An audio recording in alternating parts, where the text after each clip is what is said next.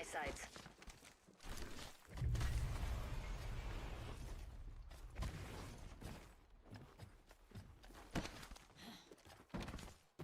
Got a bandit in my sights.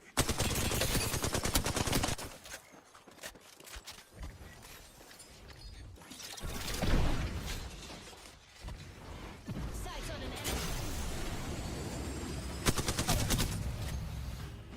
Extended supply bin here.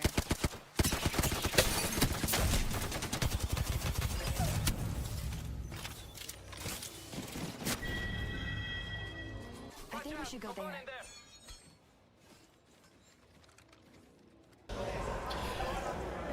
Welcome back, everybody, to the Forge Collegiate Esports Championships. We're right into the mix to game number 2 of Apex Legends.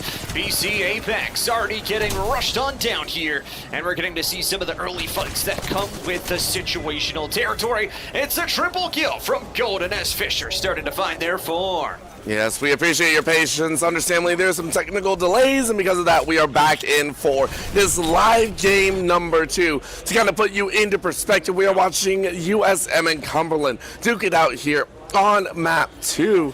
Hoping for a chance to go ahead and increase the point lead. 25 and 23, I believe, were the counts. So how will they do? Other teams, ULL, I believe, was one that lost out very early as our 20th position squad. Saw the second one fall, and now we are looking at this extra pace. Round 1 is closing, and kind of flicking through a lot of these members, especially on the east side. The zone is still the same. Still Porta sort of pulling towards the exact same way here. Campbellsville is going to be taken out at number 18. KSU Gold, we talk about the defending champions from the 2025 Nationals.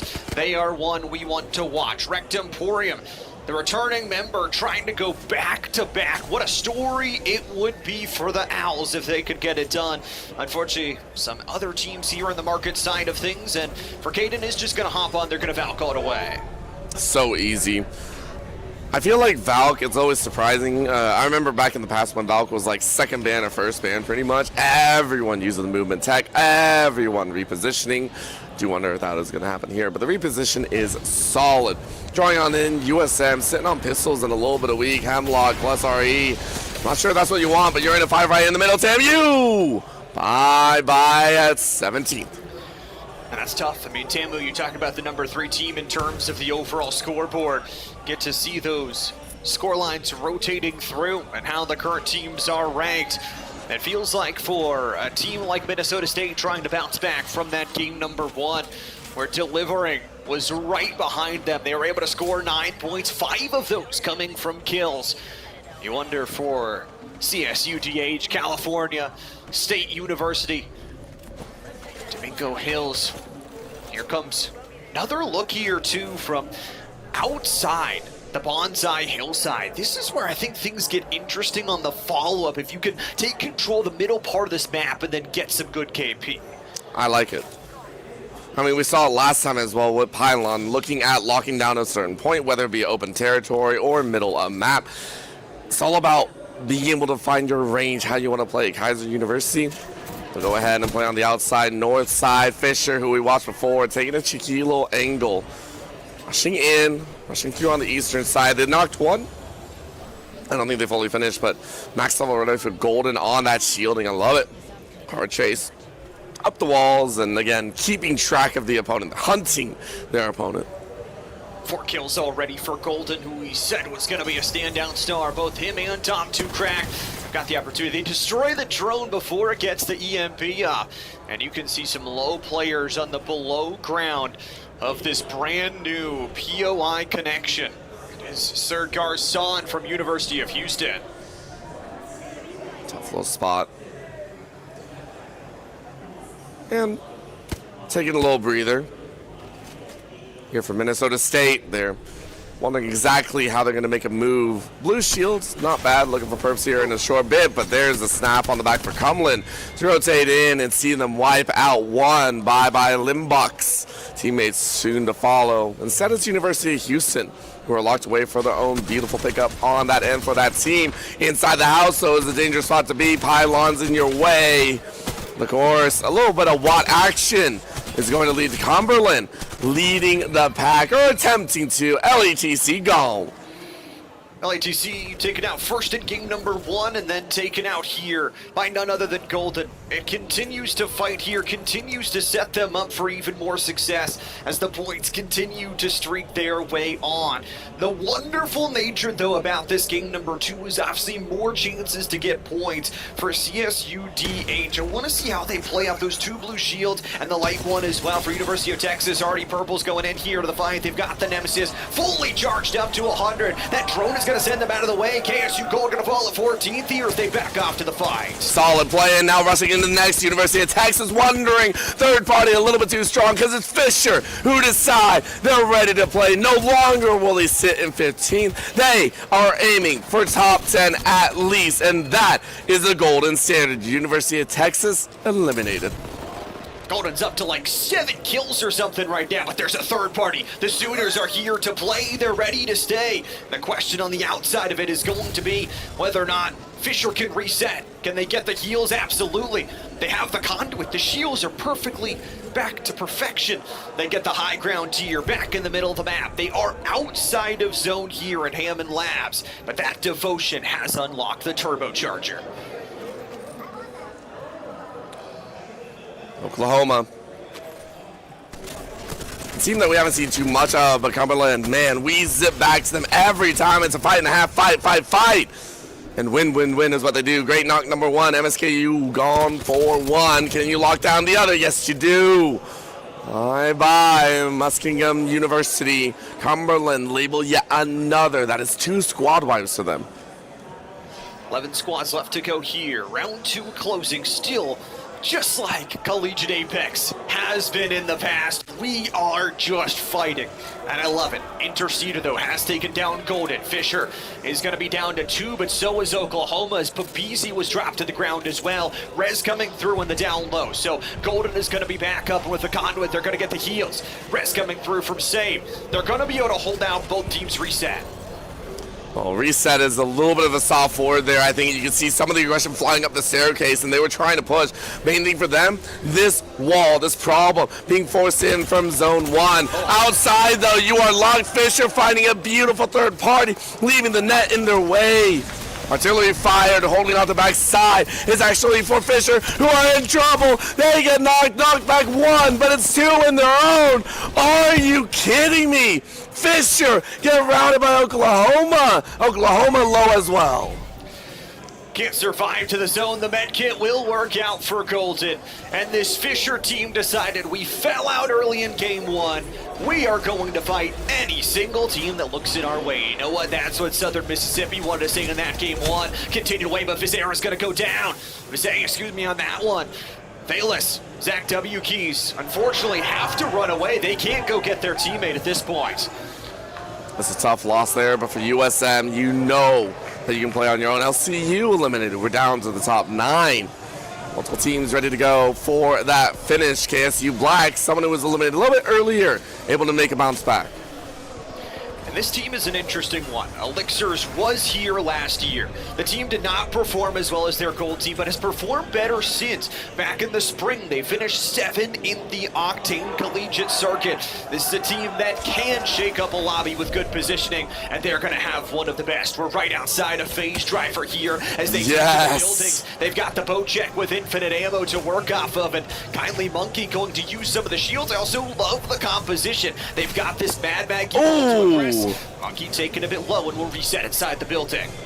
That's a little bit of a fun way. Low is an understatement, and pain is all that's wrought. CSUDH, another squad that is no stranger to these marks, but really need to build up their own. Blue shields around. I don't know where their levels all currently stand. I think they're about a quarter of the way in. It's a tough spot as they go ahead and knock one away. USM looking for another mark. Great catch on the KUE. And how they find behind those boxes. UG, gotta find your safe spot. The hunt is on for yet another. And there's a shielding going up. Big pickup by USM if they're able to keep pace with those kill leaders. With UG going down, that's a tough turn of events here. Kaiser University, unfortunately, just doesn't really have the members to fight with only 1 left alive. Minnesota State, we talked about their consistency. Another top 10 performance for them. And why not a golden wingman on your golden boy Schmalls? Only 12 bullets, though. You're going to need to find more sniper ammo. William and Mary eliminated out there on 9th. Roosevelt falling as well. A lot of these teams starting to congregate for round 4 and 5. This zone forcing everyone to the southwest. And in that open territory, only a few buildings. You want to establish dominance early, get the building, and then comfortably bat up if you need. Prep the doorways, maybe set up a Watson. Oh. There's only so much you can play for. High ground, Kaiser playing Rat. And you're going to get found here soon. Cumberland's dead! No. All of a sudden, Golden swings in. They lost up to Crack, but Golden has been the man here in map number 2. No Cumberland, no defending champions from map number 1. We will get a new victor, and boy, oh boy, if it's Fisher coming back with a swing, we were wondering how they would step up in map 2. This would be a heck of an answer. And the big problem about that, remember, high amount of kills was 13. If we're watching Fisher here, they were aggressive from the start. If they're able to push even further, hey, all of a sudden you're ballooning. What are you looking at? Maybe 25, 26 points a set. They fight in the middle, USM waiting for the wings. Forced away, only a pistol in hand. Like you said, RA-45, CSUDH watched out with their artillery to force you away. Beautiful work here by KSU Black. Want a little bit of revenge. Drops in on him, makes him kind of get scared on the back end, and watches they fly like flies out of the house. Great pick, 1-2. KSU Black needs to follow this up with the Costa gas that they have in tow. 5 kills already as a team. Every single squad is full, and USM could not find the perfection on the timing. They are down to 1. Zach W. Keys will have to do it all solo as the 2 teammates get finished off, and we've got a fight on high ground. Whoever loses this might just get third-party easily. Drone is massive! The nade's even better! Watson, Fault, demolished! But it's going to be Sloth who has been fallen first. Minnesota State can't follow this up even after the breaks. It means he's eating the flames. Schmalls just walks past him and tries to go for the knock 2 crack kill. He'll get it. Schmalls, we said it! Might be their golden boy here. One more on a 2v1 to try and send it. The pistol just isn't enough, and you're trying to have to revamp here. Getting some revenge, you try to slice right through. That is not how you want to go ahead and close out that beautiful fight. Fisher in the midst, though, getting knocked on the back end too. The 5th party sees Fisher die. 3 squads left in the house on their own, and the Mavs able to barely get away for the moment. KSU Black here. We talked about how the Owls want to represent Georgia, want to come here and send it. They are the only team with all 3 left alive, and the send is nice from Monkey. Rips the Mavericks off the map. Of all times, of all the moments, KSU might not be the gold squad, but for Black, it's just as pretty. Here's the problem. You got USM, and USM say you got here, you ain't getting the top of the tables. A little bit of low ground, box in hand, but high ground covered by KSU Black. Good snap, but man, shots ringing back against Monkey, knocking down yet another bat. This is a 3v3. Yep. Just straight up, who's better? Who wants to win more here in this map number 2? After power outages tried to stall these teams, they will fight in the open field. One jagged rock to decide this one. Southern Mississippi, you would think on the surface, has the better position, but they got out-rotated, and look at the spray from Monkey. Starts to rip them down, has that hemlock for the burst. Yet another bat used. You spent 2 just repositioning. I don't like it that much.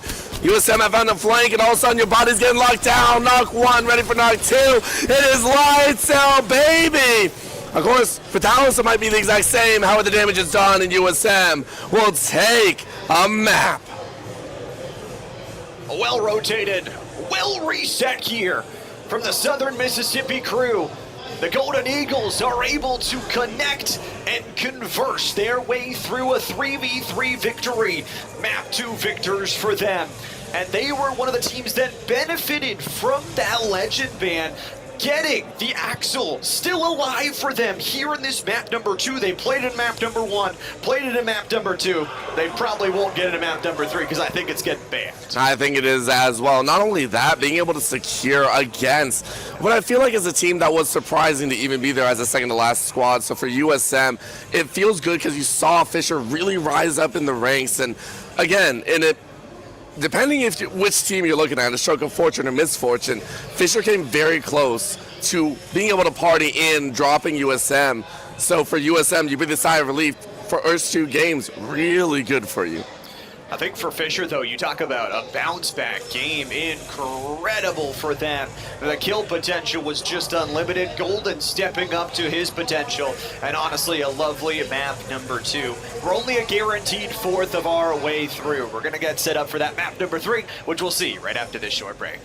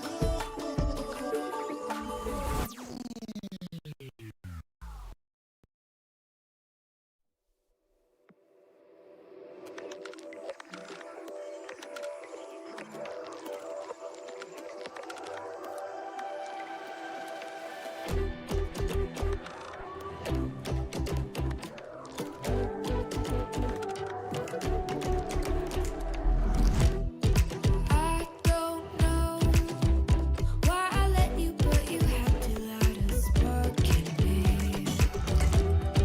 Lost control, falling over, getting pulled in by your gravity. Thought that I had figured it out, never felt it rationally, but this sense of urgency has me wondering. Thought that I had figured it out, nothing could get through to me, but this kind of chemistry has me wondering. When you're not around it, all goes black and white. How come I'm not seeing in color? Lost without you, I can't make it through the night. How come I'm not seeing in color?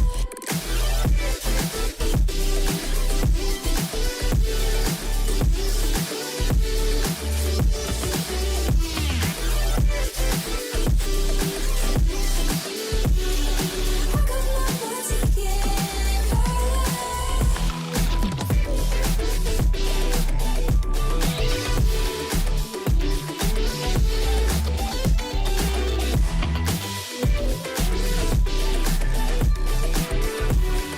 How come I'm not seeing color? So far gone, I'm caught up, infatuated by our symmetry.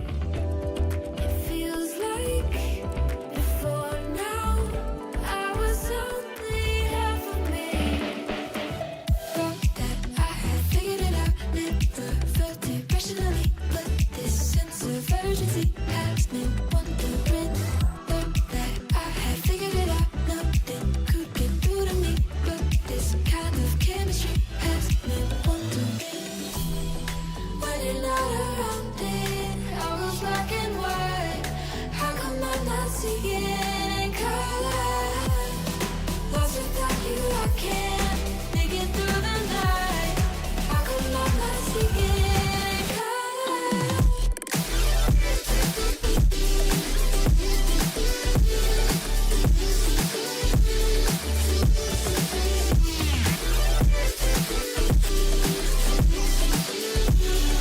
How come I'm not seeing in color?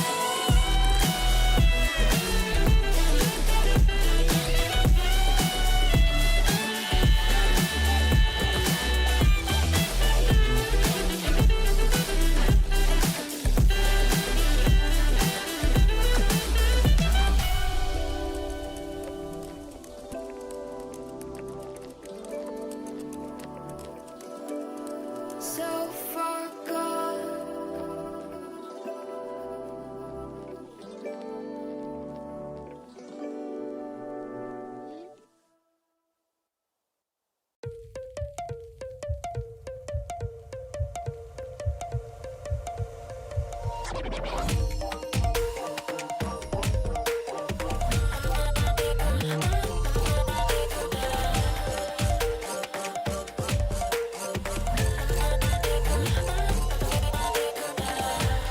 Go on myself. I'm cold steel stainless. My glass half full. Always said don't suffer no fools.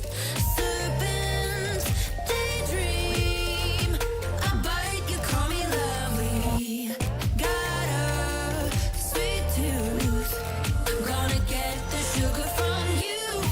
When they say I'm a machine gun, I take it as a compliment. Honey, you should know I can be a weapon.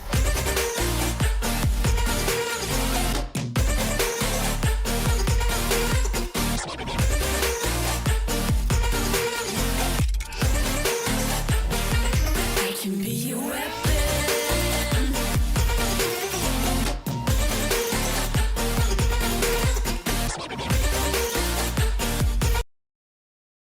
The Forge Classic Esports Championships continue now with Collegiate Apex Legends. We're through 2. My name's Llama77, still joined by Orbital up here on the booth. Orbital, we've been swapping maps, but same thing, different story. USM dominating the leaderboard. I am impressed. Of course, because overall, they are currently leading. Each time we see them consistently power through, and you see them at the top of the standings. So easy, 29 for their own on the kill count, 50 due to 2 first place placements, and you see they are owning Cumberland, of course following second, but a surprising name. Joining in right in front of KSU Black is a name that we were worried about after game 1, at least a little bit, immediately shot up in third after that game 2. Fisher might have only got 4 placement points in that game number 2, but they had 19 kills. There were only 60 players in a lobby of Apex Legends. They almost killed a third of them. Getting to look here at the bottom side teams who do need to find themselves a little bit more better games for themselves. University of Texas in that number 11 spot. Down at the bottom, ULL has had a couple early deaths, so trying to battle into those placement point positions. They find 2 kills there in that map too. And I like it because right now, these are the teams that you're going to see scramble a little bit. And when I say scramble, I use it in a very kind word. The reason being, whenever you start seeing these games, especially knowing that there's someone reaching 50, there's a situation that occurs. You know within approximately 2 games, you're going to be having to chase 4 placements. You're immediately going to get any point that you can, which we see some teams, they're able to kind of flip the switch in their mind. Go, okay, we need just points. We're not getting placements, obviously. That's very tough. How do we deal with it? Do we take the Fisher approach? This is where what you saw before, obviously the chosen POIs, especially going into World's Edge, you start to strategize. You say, okay, look, can I use this route, cut off a weaker team, or maybe set up a trap for them? Sure. These are situations that I really do hope we get to see, at least from these teams chasing points and just gambling a little bit on what they can get.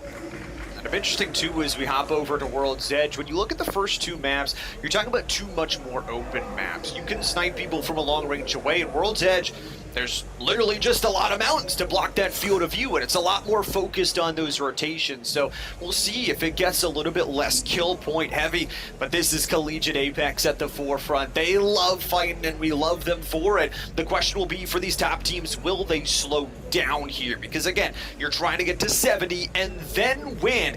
The question right now, I don't think, is about slowing down. For a lot of these teams, they want to keep speeding up. Well, they want to go faster than just, simple speeding up. Like, attach a rocket to the back of them. That's what we're looking for. But I do agree. With the mountain range, it's a little bit difficult. What we're going to see is more horizontal movement in there. To also keep eyes about, I want to double check this before I go any further. We do have another ban coming out here. I think we talked about it. It was the Axle, I believe. That is no longer being seen. So maybe look a little bit more towards horizontal movement, tracking around those pieces of the mountain, and be able to chase your opponent down at a much faster rate. That's what I want to see. Somebody picked a band legend. Naughty boys have to get a quick restart going here for them. But we literally just said the name. Come on, man. We've got Axel banned away. We have Alter banned away from that map number 1. 17 teams, by the way, played Axel. So you talk about a brand new legend added to the pool. It seems like a lot of teams using that speed meta, but now there's a lot of safety tools taken out of the pool. This is where we take off side of those S tier compositions. Now you get to your next A tier level. Yes, and when it comes to A tier, it starts bringing a little bit of variety because you have that Apex Legend, you have the Apex in there, and then you have kind of the supporting cast around it. How do you support it? Well, some like to be a little bit more aggressive, some like to be a little bit safer. I mean, Sage for me is still one that I think brings a lot of benefits to the table, and being able to sorry, not Sage. Brain is lost in the fog. I believe Seer is the name that I was hunting for in there. Eyes to be able to see just about everything around. You are looking for ways to benefit that primary that you're probably not going to get next game. And it'll be interesting, too, as we start to develop Caustic still on the table, which is surprising to me after 2 maps. We've seen so much Caustic in the professional leagues all across the world. Caustic has given a lot of stability to a lot of these different teams that are playing throughout the day today. They'll be able to play it through map number 3. And again, reminder of format for our map selection. We started with our first 2 maps. We're moving on to World's Edge. Then we'll be jumping over to E-District. Oh, no, then snaking back. E-District again, come back to World's Edge, and so on and so forth. Yeah, very, very easy. You can see it right there. I totally knew exactly what was going on. But I do agree it's a very interesting matchup. An understanding of, we'll get through all four. The idea that maybe we stop at about the 5th map, or the rotation back through, for the first place, at least. And we are looking at USM as that team to kind of wash on through, just go ahead and take it away for themselves. We go ahead and dive on in. We get the team names all the way through, because this POI breakdown, the epicenter is always the one to watch. My thoughts, though, I want to see a middle to north side draw for zone number 1. Come on, give it to me. We've seen Southern, middle Southern each time. I am very curious to see what we get a breakaway. A little bit of evening as Cumberland in the northwest, and maybe looking to lock down Muskingum University early. Dang it. Southwest zone.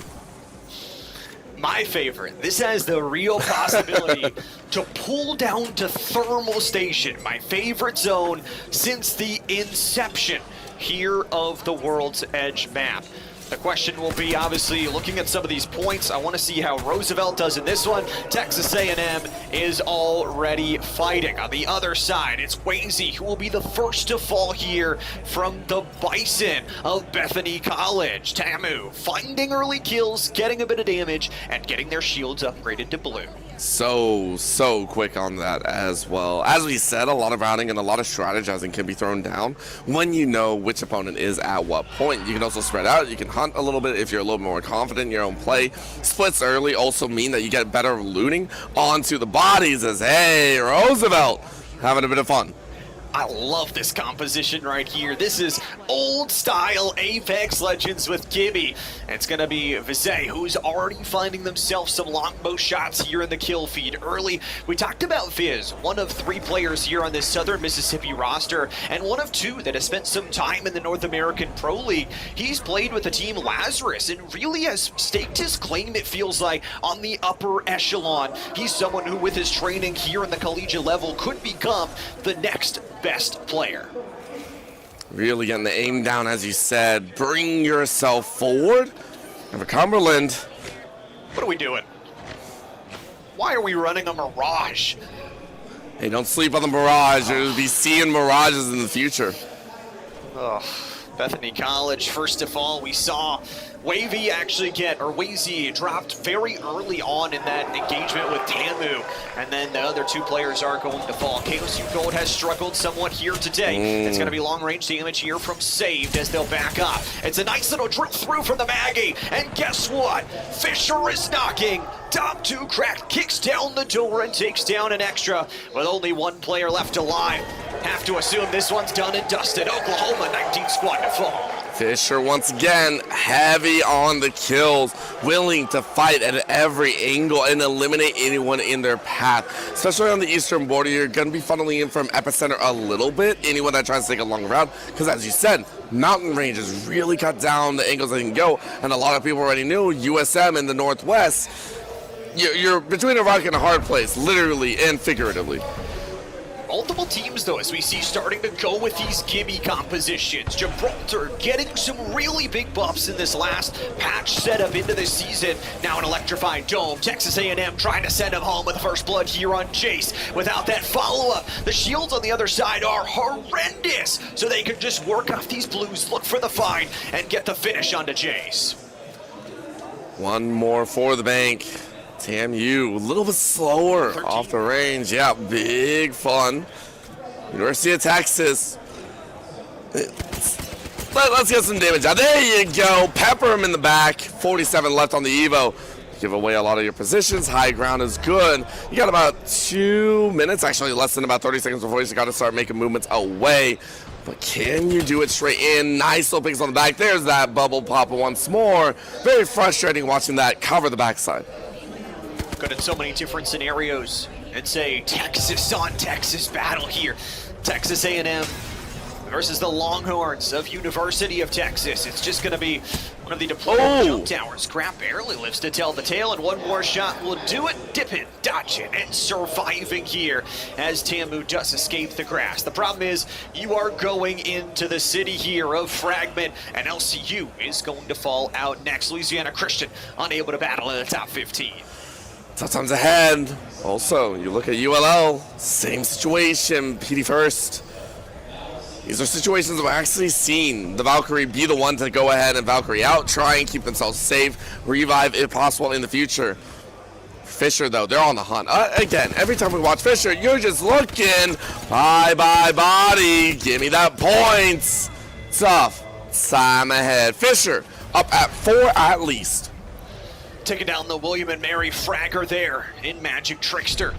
New kill leader, by the way, is down to Cracked. We talked about this guy. This is a guy that just puts in the hours, loves to grind, very good knowledge point of the game. Cracked on the outside. It's going to be Ark who takes down Golden, so this is big from Tamu. Can you find the kill on Fisher, who was the lobby's Grim Reaper in that last game? Scythe might be in someone else's, but you still got the cloak billowing after you, and you bring that air of death. For the other side, though, you got an air of life, seeing teams start to get the revives in, start to take a moment in the action, and just say, okay, let's bring everyone back. Let's stand at a little bit better point for ourselves. Not only that, get some bats, pick each other up, and get ready for a little bit of a hold.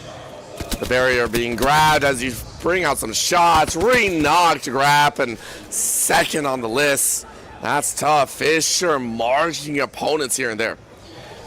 Single tapper smacker here from Sloth, who wants to try and find these finishes on the kills. The problem is, this is just round one. You can heal through it nice and easily. Current fights, it's going to be Muskingum, who once again falls out early. KSU able to take them down, the defending champions from Wrecked Emporium and Kennesaw State Gold, able to find that successful team fight and pick up a lot of big ones. Down to Cracked fighting the Tamu crew while we swap over to this fight. One of our few longer range battles. So far, they've been more mid-range within the buildings, a little bit closer to the epicenter and such, but you know, get the little bit of a weapon drop. Loading up for the team, couple shield drops with the bats. Long range, though, with the charged rifle. A little bit weaker in that regard, but can still do a lot of work. A lot of shots ringing over the head of Meadsy and the rest of Minnesota State Mavericks. Seeing just about everyone kind of planting their feet, digging in for the battle ahead with the gibbies, you can set up a barrier at pretty much any zone of your choosing. And this zone, as we predicted, is coming down here to throw. Minnesota State landed here, but they will lose their Watson on the drop. Kindly Monkey able to put the demolition in, and that Watson pylon is going to take a beating. Tamu gets dropped on their second member. Golden able to send them down. Minnesota State has to deal with so many outward angles. That's the problem of choosing to play a thermal zone. You know you're not going to get the KP at the start of the game. Your shields are not going to be good. By the way, Tamu just killed 2 off a mobile minigun. Not often that you get to see that used. Not often that it locks away, and at the same time, Tamu, you say it's great. Very, very nice on the kill pickup. Ark able to lock down Enlightened as well. And Tamu, however, in their fight for extra, locked away in the back end. Tamu out at 16th. As the teams, especially World's Edge, once again, leading to extended teams staying up. The placement battle is so difficult on the maps at this time. We already had 10 left. This is a map, too, like we said, that is harder to take those early fight engagements. Tamu actually gets a kill after being eliminated from that finish on the frag grenade. It's the question now for ULL. We talked about this team right here, the Raging Cajuns, fighting their way through off the reset. They lost Chase early on in this map. They fight back now, and they've got a long-range longbow to try and get it. The one problem is they've got 90 seconds to finish off this rotation. There are so many teams here to the northern side of the map. All right, let's take a guess. Who sets up the roadblock? Probably no one. I don't think anyone actually likes sitting in this situation. It's so easy to get third and fourth party. But at least the pylons slow people down, whittle them down a little bit before the entry, and maybe you can take a quick snapshot. I like that idea. Covering your tracks in a great extended point. But here we go, Cumberland on the chase. Seeing a couple boxes open, checking houses as they go. Golden on the flip, though. Locks out KSU Kanji. Doesn't like that one at all. That's a tough spot. A lot of bodies hitting the ground, and they need to fully be eliminated, though. Cumberland, another one of these northern teams that is going to try and pick them apart. Oh, Slasher opens things up with a long-range kill on Sleep. And all of a sudden, with the breaching charge available in 5, you have to leave that teammate. The scans are incredible here as well. Getting to see how many close teams are in your area. They know this northern side is stacked up, but all Cumberland sees is 4 KP. Slasher, I wonder if that's like the second time we've seen, but such a dead eye. And make sure that you get these stragglers that are wandering in, especially through easy chokes like this. As you said, Epicenter being that bully moment, 10 seconds left before we see the next. And you're not flying as far as you wish. Rec getting peppered. Yes, it's hard, but you got to bat on yet again. And on this railroad, it's so difficult. Take a look at this, sprinting through open. And your options are so limited, falling all the way down to the base. Just playing silent here from Rect. Trying to survive with the 3 KP in their own inventory. As you mentioned, this has been a really good map for us, maybe not for players, because there's still 15 teams left alive. Yuji is able to take down one of the LA Technical College members there from Lake area. We see Goose, who's also just a solo. Worse off, doesn't have any mobility. LATC gonna be eliminated. Team's starting to fall, and it feels like for Fisher, they're the ones that are picking up the pieces. Texas down to 1. University of Texas eliminated. This is where Minnesota State, from the high ground though, can pick up all this KP from looking outwards. When we say that that's easy, but there's some names on the ground that will scare you to show your head. But you will get first spots in a lot of that. So yes, if you can lock away one body, hey, you force a second. William and Mary playing the long game, southern border, long route around. And that's a tough one. I'm not sure if you want to chase. Will it cause problems? Sure.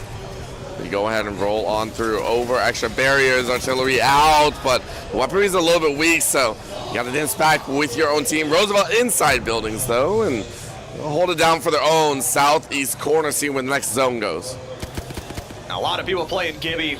My boy might be banned away after this map. We'll have to see, but I love this composition. We talked about Octane, very much still in the meta. I mean, this is a speed-based meta, and they realize that that outward entry towards tree is not where you want to go. The problem being, this is round 3 closing. You can't just heal through that. It's time for the skyward dive to get away. Fisher gonna try and deny by killing the Valkyrie, but they just won't have the shots that will land. Kill leader there, you got to see 9 KP right now from Fisher. I feel like it's only going to continue. I'm not going to lie. Long haul. Took the scenic route for sure, landing high ground here. William and Mary. They were looking at double-digit placements now, trying to work their way up to the singles. I like it. Campbellsville is gone for the moment. Now the position's kind of given away. You pop a ball inside, yeah, everyone's going to see it. Fizz continuing to snipe players out. William and Mary just get locked down here for free. The one thing is they don't have anything to actually shut down these doors. The Gibby bubble is your best fighting tool, but if you have to use that for any personal reasons, you will immediately get sent by a caustic. And speaking about getting sent here, it's Fisher who take the high ground over top of Hitbox and the rest of the crew. Playboy, here comes the Gibby ult over top, and Golden is already on the inside. Golden working against this electrified bubble, looking down low, but the shots just aren't good. Nate is gonna force them out with an ultimate up top, though they have to fight here down on the low ground. The Gibraltar is broke. Golden gonna reset. Half a breath, but you wait for the team. Quick fire, Slasher on an outside fight, said hello, but Golden rounding the corner, bats up, ready for the flank if they can. Sloth, waiting for a mark. Massive artillery is being used, but inside is a whole different story. Medkit being popped. Taking some moments, but you don't get it complete, so Hitbox is working on much lower HP. Still gonna be a stolen time. Will you push on out? Fisher just waiting as the rest of the map and closes on them as well. You need to hold this spot. This is the game-winning spot right here, and this fight will matter more than anything. Fisher, though, loses so much health on Sloth on the initial. Dom 2 cracked and Golden trying to set things up. Wrecking ball in, blasting through. Hitbox health is gone. Delivery straight to the back line. Unknown is dying with their team. Roosevelt loses the game-winning spot as Fisher take it by force. It's one of their strengths. Feels rough, but at the end of the day, Fisher are chasing that first place in the standings moment. USM, slow and steady, wins the race for them. Looking lower on the kill count that they have been, normally netting around 10, I think 15 each. It's not too bad in the game score. However, for Cumberland, you're chasing, trying to get Seekin back. I don't think it's going to happen.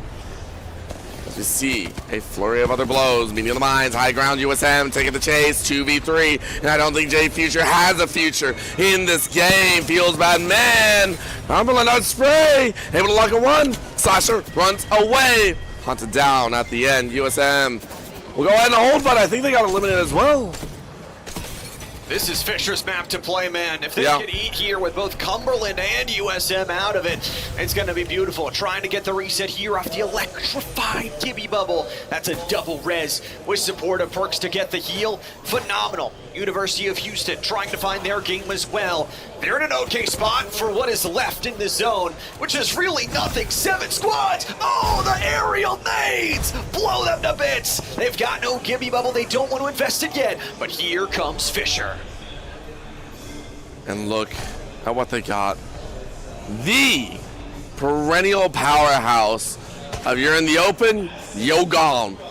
Kraber in arms. And with infinite bullets, if you got the high ground, you can catch people in transition. You rotate on over. Low ground is looking a little bit scary. Dom doesn't want to have to deal with that. Shield that, put in. KSU Black, we're fighting on the other side. Fortunately, they fought a little bit too hard, locked into 7th. The Mavs have way too much space to hold for one team here. They're gonna get sent.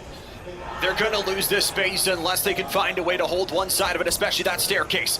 Duck2 Crack takes down ULL just himself. Kaiser wants the information on where to go, but there is not a lot of space left in this one. Houston falls. 4 squads left. They're going down to the lob. They'll miss Oh it. my gosh. Oh, they missed it. It's okay. It's the Valk. They'll get back up. They'll get Gibby Bubble. They have a Newcastle. This should be okay to reset. That is one of those heart-skipping moments where you're just like, dude, are you really in this situation? Only a few ones left. We can score so many points. Dom, artillery is going to help out a little bit. Sloth able to lock Yuji away. So KU, Kiwi starting to run into issues. Fisher sees some bodies inside, so misses yet again. They got 3 in bank. Can you find it? Oh. There's the knock that we wanted. Maybe not on the player you wanted, but it's enough. Again, I say, here come Fisher. Minnesota State, we said it. Way too much space for just one team to hold. Everybody is looking at them. Get ready to be set, Schmalls. Goes for the revive here. If you don't get this one, it's probably just over. Here comes a Gibby ult, but the good thing is they have the Watson pylon to cover that on top of them, to damage that out, and Dom2 Crack goes too far, gets sent on, and dies. Minnesota State gets a refresh for free. That is huge. Again, situations are turning on its head. Gold. KSU Gold waiting for their moment. They got to push. No! Gets knocked in the back of the head. Dangerous. Rocking a hard place. He took too much time, and now it's KSU Gold in the non-driver seat, getting dragged along in this battle. And there is nowhere you can look without seeing someone else. KSU Gold out at 4th. 3 teams left. A duo and 2 trios here. The one duo, though, is Fisher College. The namesake of Massachusetts will try and fight their way through. Dom2 Cracked his 13 kill participation, for gosh sakes. Fisher just realizing, though, they've got to let everybody else fight. They got that res on the box. They're back to a 3-man. Golden's going to trade the 1-for-1 here. It's just a 3-man send-up. Everybody fighting. Everybody down. The third party should come in here from Minnesota State. Oh my God! You've got to be kidding me, Dom. He still dies. Minnesota State may just clean this up. 2v1 they will. The Mavericks have an answer for the lobby. Even if we watch a barrel something, even if we see them at a disadvantage, they came back with an absolute vengeance. Top of their feet, open battleground, everything's up to those that chase, and you can see every player here in this Apex Legends tournament to determine a champion at the end. Calm, cool, maybe not so collected, but I love it. We were wondering today, too, for Minnesota State, they are a much more stable team. I've seen when they play, they love to just hold down these in-zone positions, and we saw in their POI selection map, when you pick on World's Edge and you're picking Thermal, there is one zone that goes your way, and it's this zone right here. It pulls down towards Thermal. They're able to pick up a bunch of KP on that rotates in, and then at the end of the day, a missed rotate from Dom2Crack. That is the single thing that changes the entire flow of the series. They reset, they get both up. But also I'd like to mention, the first we're seeing of those death box reses in end zone. Fisher, in a regular scenario, you're out of luck. You lost your third member. They're just like, okay, we'll use the 8-second timer, get our third back up, and we're right back in it. Yep, it's a weird spot just being in the opportunistic space of, hey, we lost someone, no worries, we're not running 14 miles away.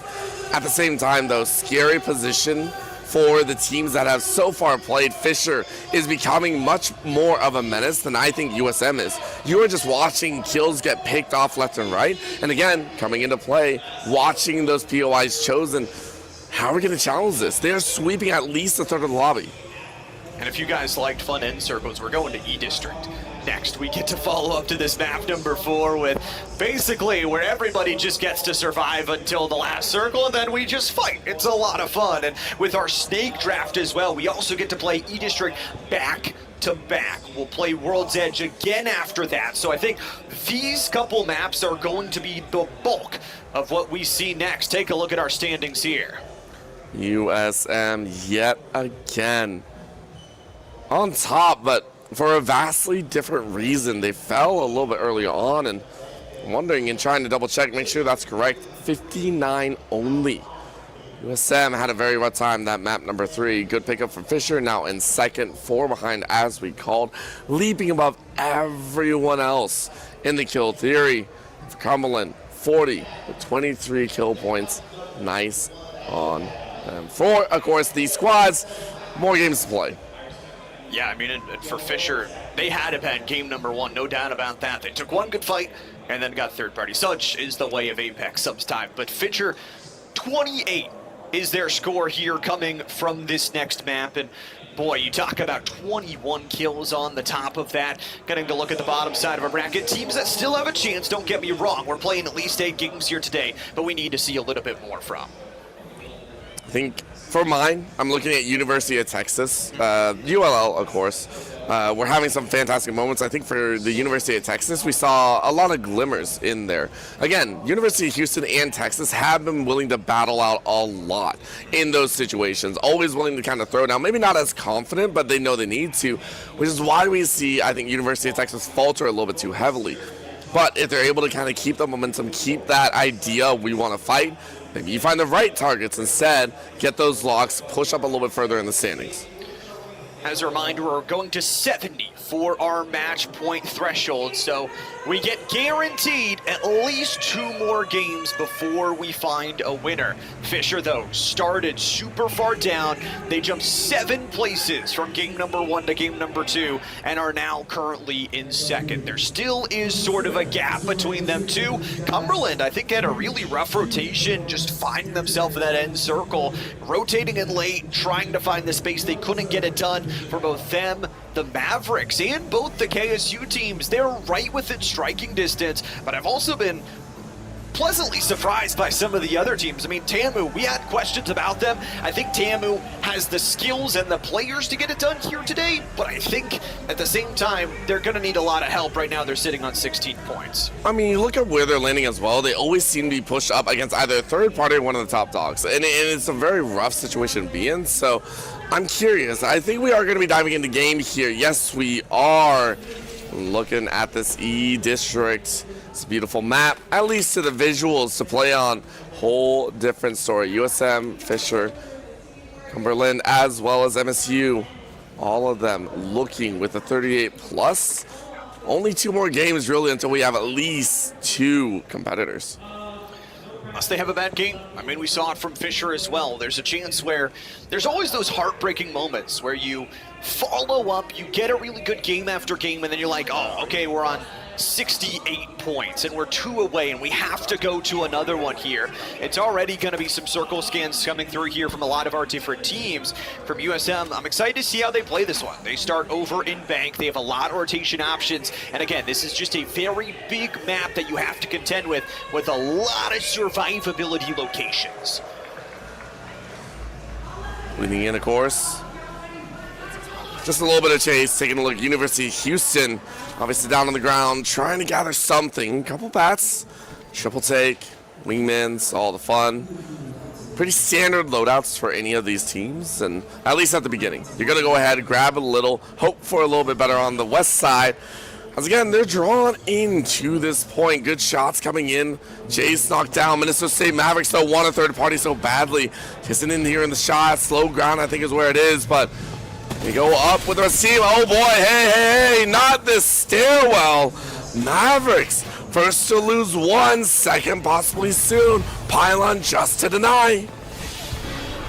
Those electrified stairways now, tough to enter on through. Still everybody left here to go, but lots of players falling all across the map here. There's the finish onto ALX. So the University of Houston will lose one there. The Cougars trying to battle their way on back. Currently sitting at 10th place, still respectable at 9 points. They're actually going to be eliminated here. Meadsy is able to find not only the finish kill onto the Law, but also Sir Gasson. For TK Burn and KSU, everyone getting into the mix. Massive battles between 3 or 4 different ranges. And we're still around number 1. So the bodies are hitting the floor. Maybe some revives will come through, but 18 squads remaining. I do wonder, as you said, a lot of members left before. Back on that third map on World's Edge. For E-District, I expect to see at least 10 in round 4. Just like, hey guys, look, we're good. We're going to wait. We're going to see where the zone forces us. We'll handshake in the middle and just draw at noon.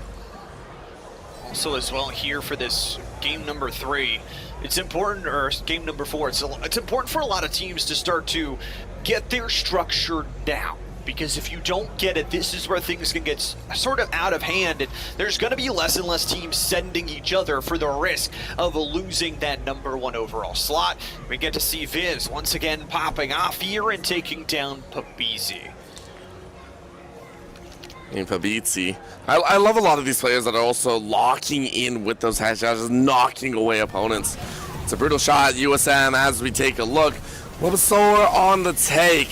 Equipment level is a little bit lower than they would probably like, but this initial fight's caught inside of the buildings. This complex is so difficult to work with. And of course, we mentioned before, Valkyrie being such a big mark on World's Edge, to a decent extent, they will be locked away for this one at least, which is why we see, as we said, a little bit more ground game. Looking around E-District. Wandering up, Limbox. Uh-oh. Who do you see? Who do you see? Who do you see? Who do you see? Goose. Shiny. That was it. It was just shiny. Shiny little metal ball rolled across the side. Now we're good.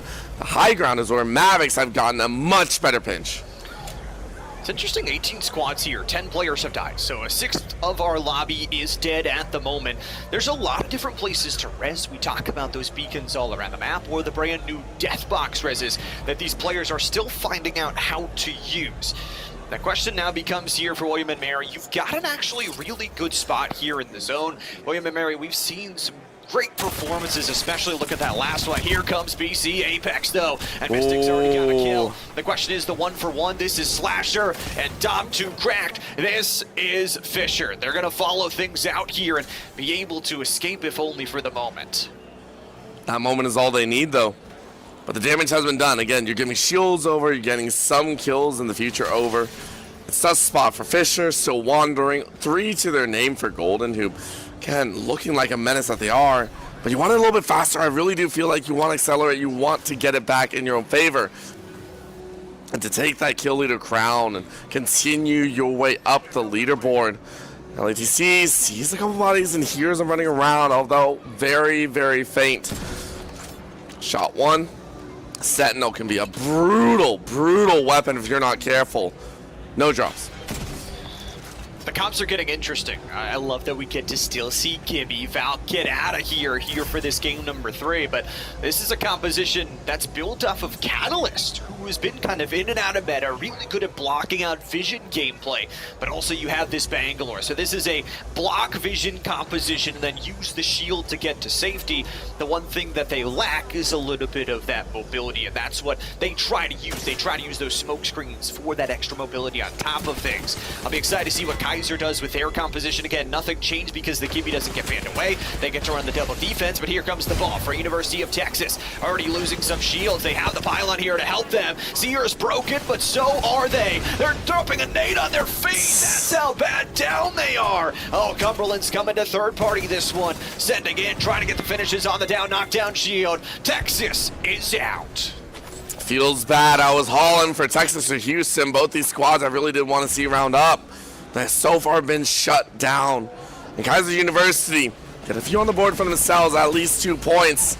And that'll push them a little bit further up. Of course, for UG, you're in a bad spot. Cumberland looking for a pick, sees a body.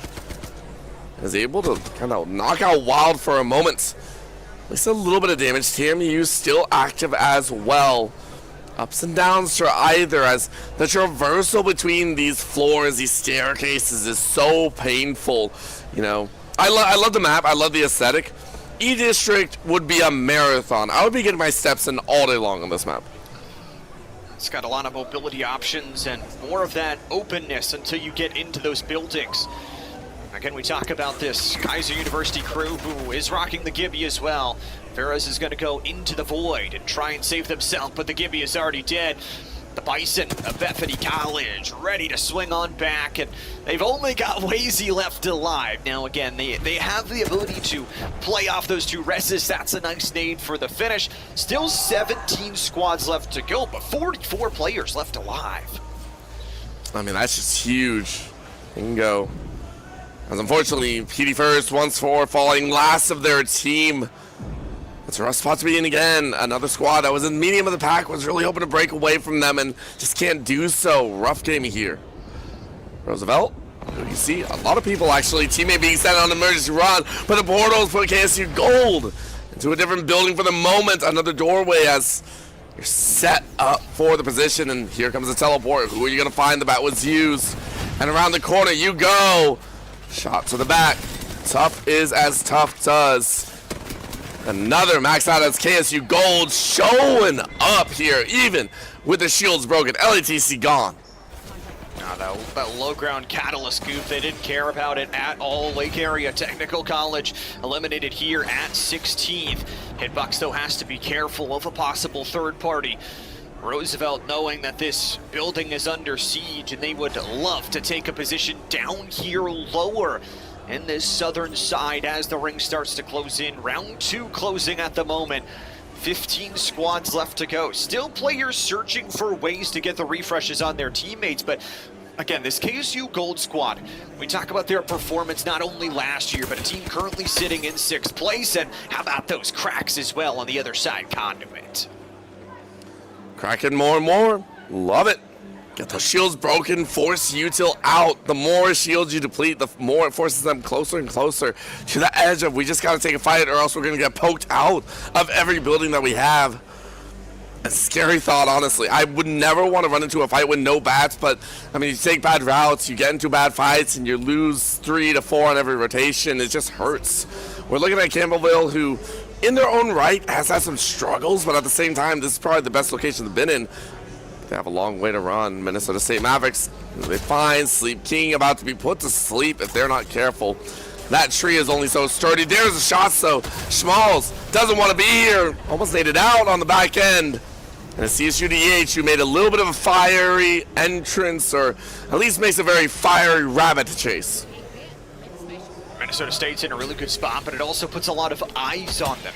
A lot of teams looking from different angles to try and find those extra angles to pressure onto them. For Minnesota State, They continue to keep this one as we pull even more towards the bottom side of this map.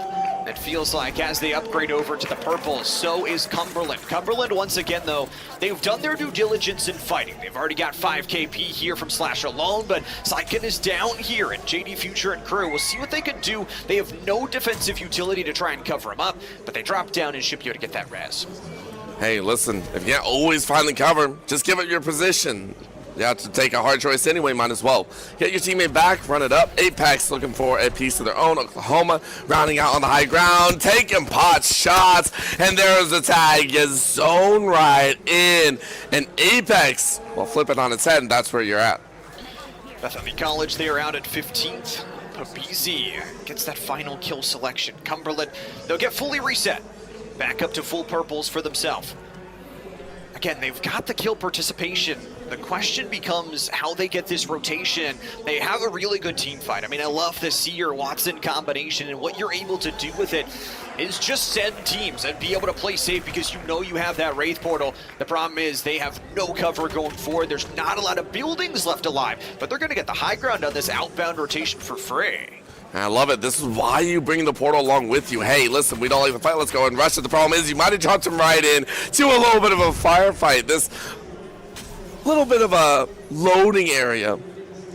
J Future, not sure how they want to approach this one. They got shot a little bit and they want the answer back. Got to take out the drone. They're able to find the teammates out rounding in. And now dropping down to the lower levels. Streetwise, you can bring a lot of pain. Round the corner, the little bit of that shield is up. Frustrating as you have to back away. You thought you had the opportunity to flank. Yeah, but they're screwed by zone here. Cumberland should have this fight unless Syken overextends. Dies on that front. Now there's a team on their back. Slasher taken down below the shield line, and J Future has to get out of dodge. Has that Wraith advantage to go into the void, but I mean, for Cumberland, that is a tough way to go out of this one. Maybe they can find a way to res if this fight finishes. USM wants the cleanup on this third party. They don't know where this team actually is, and that's the tough part. Once you fall down, you have that backy ball to accelerate here to the team fight. A Gibby bubble ain't gonna stop them. They electrify the edge, so it means USM is gonna take a different angle. Oh boy. Into the backside. Here comes that R99 from Zach W. Keys. Wants to do to the namesake. Has the regenerative barrier on top of both him and the teammate. Get those shields going. Crypto's gonna be broken. Willis is gonna get that first one. It's a nice name. A better entry. William and Mary. That is how you push, my man. USM showing a clinic on how to breach and clear, melting some of the doorways. For Cumberland, they have a cheeky way at answering this, though. We'll see if they can go. Up they go, Cumberland. We're wanting it. They get both of the death box reses for free. But I don't think you want to third party this, man. 19 seconds until the round closes.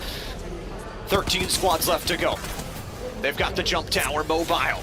J Future, so much damage here. USM is just gonna send it. Why escape now? They walk right into it. It's a big trade with a conduit. USM still has the upper hand.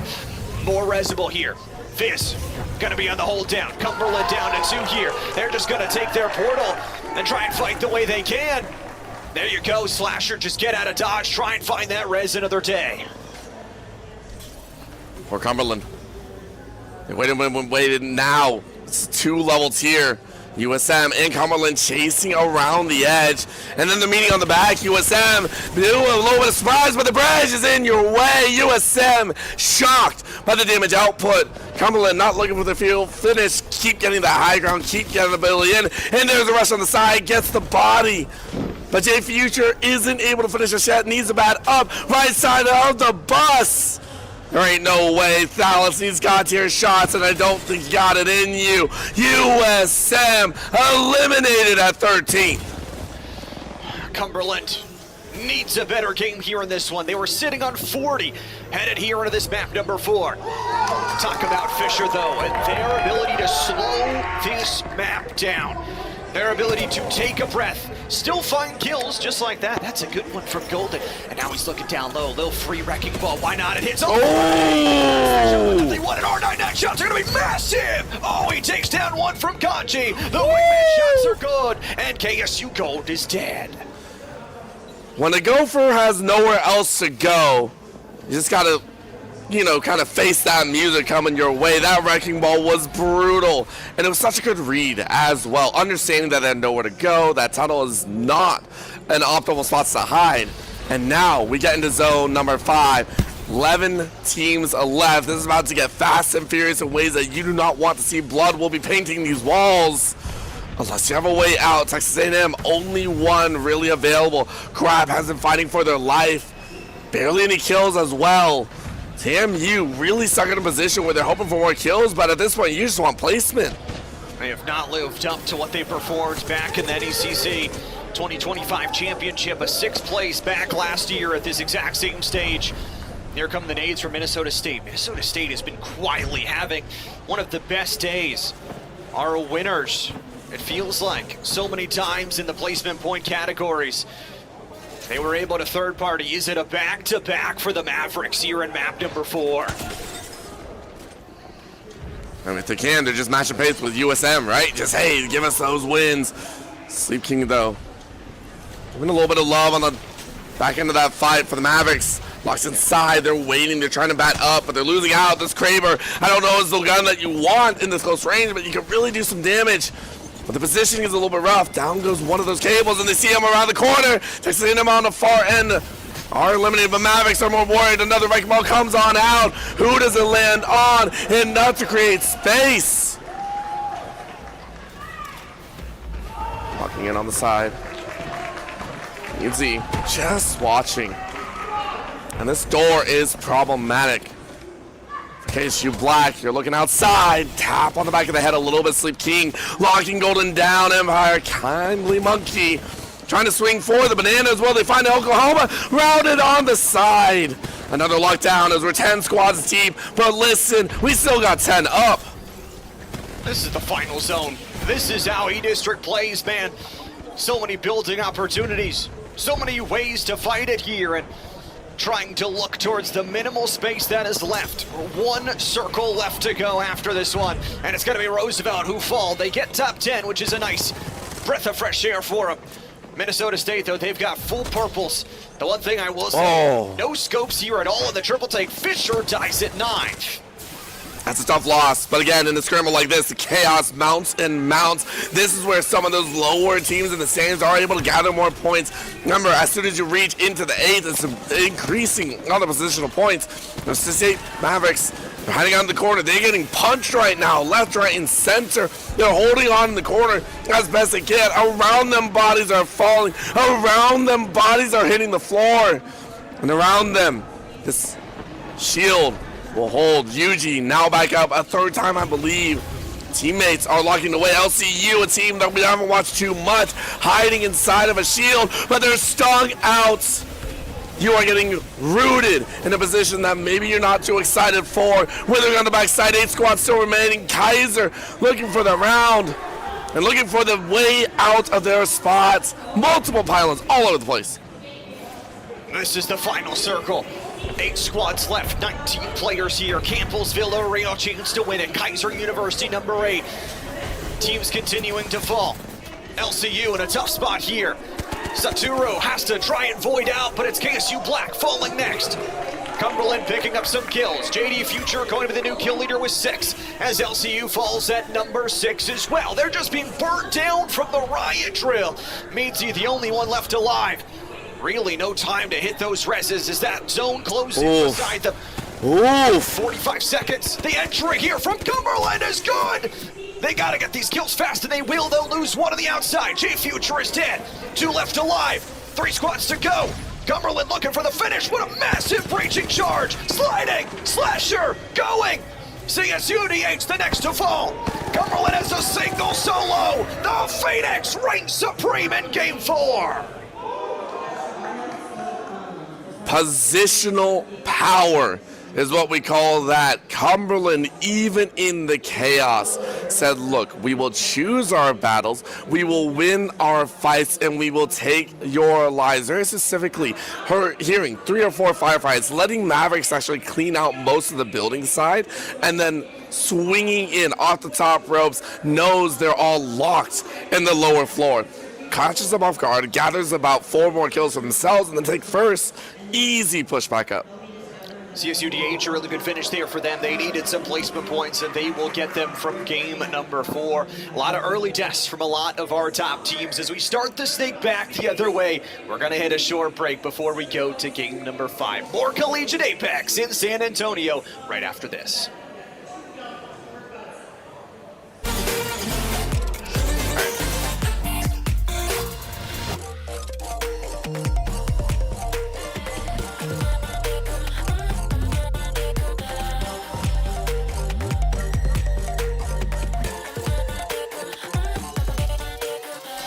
Come cold-blood, selfish. Your words are painless. I like when I drive and feel so dangerous. They say I'm a red flag 'cause they want it so bad. You should know I'm holding on to what I had. When they say I'm a machine gun, I take it as a compliment. Honey, you should know I can be a weapon.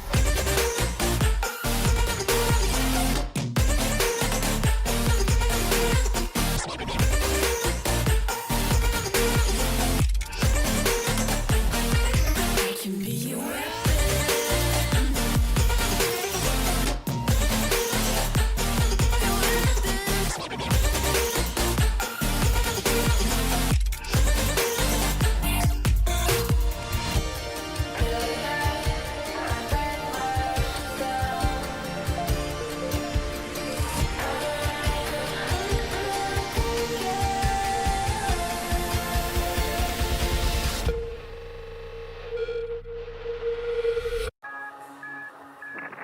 You have habits just like me.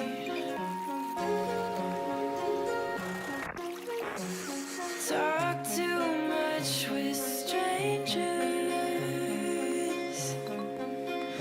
Get way too serious around family. And I don't have any wishes, but when I kiss you, our lips fit well. And I don't have expectations, but when I daydream, I fall asleep, and our hands melt.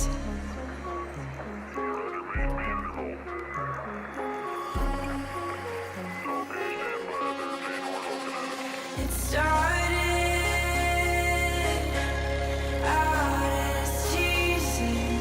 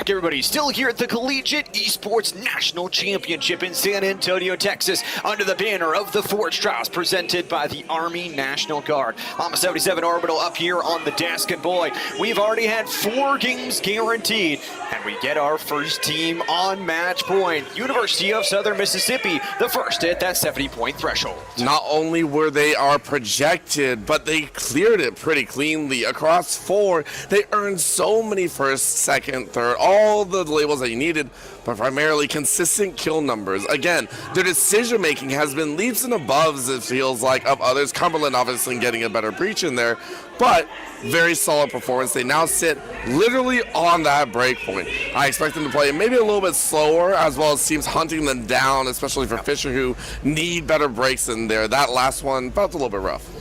Fisher was close. They end up at 64 points here, and you get to see Cumberland, a gigantic game, don't get me wrong, but it is one of those feels bad games where you were just 2 points away from breaking that match point threshold. Really, the only thing is, as long as you don't throw yourself off the map, you're probably getting to match point here. The question is, does USM start to close it out? If they can close it out here in map 5, we're done. They're the only team that can close it out here. Also for Fisher, they keep moving up the ranks. They're still sitting at 64.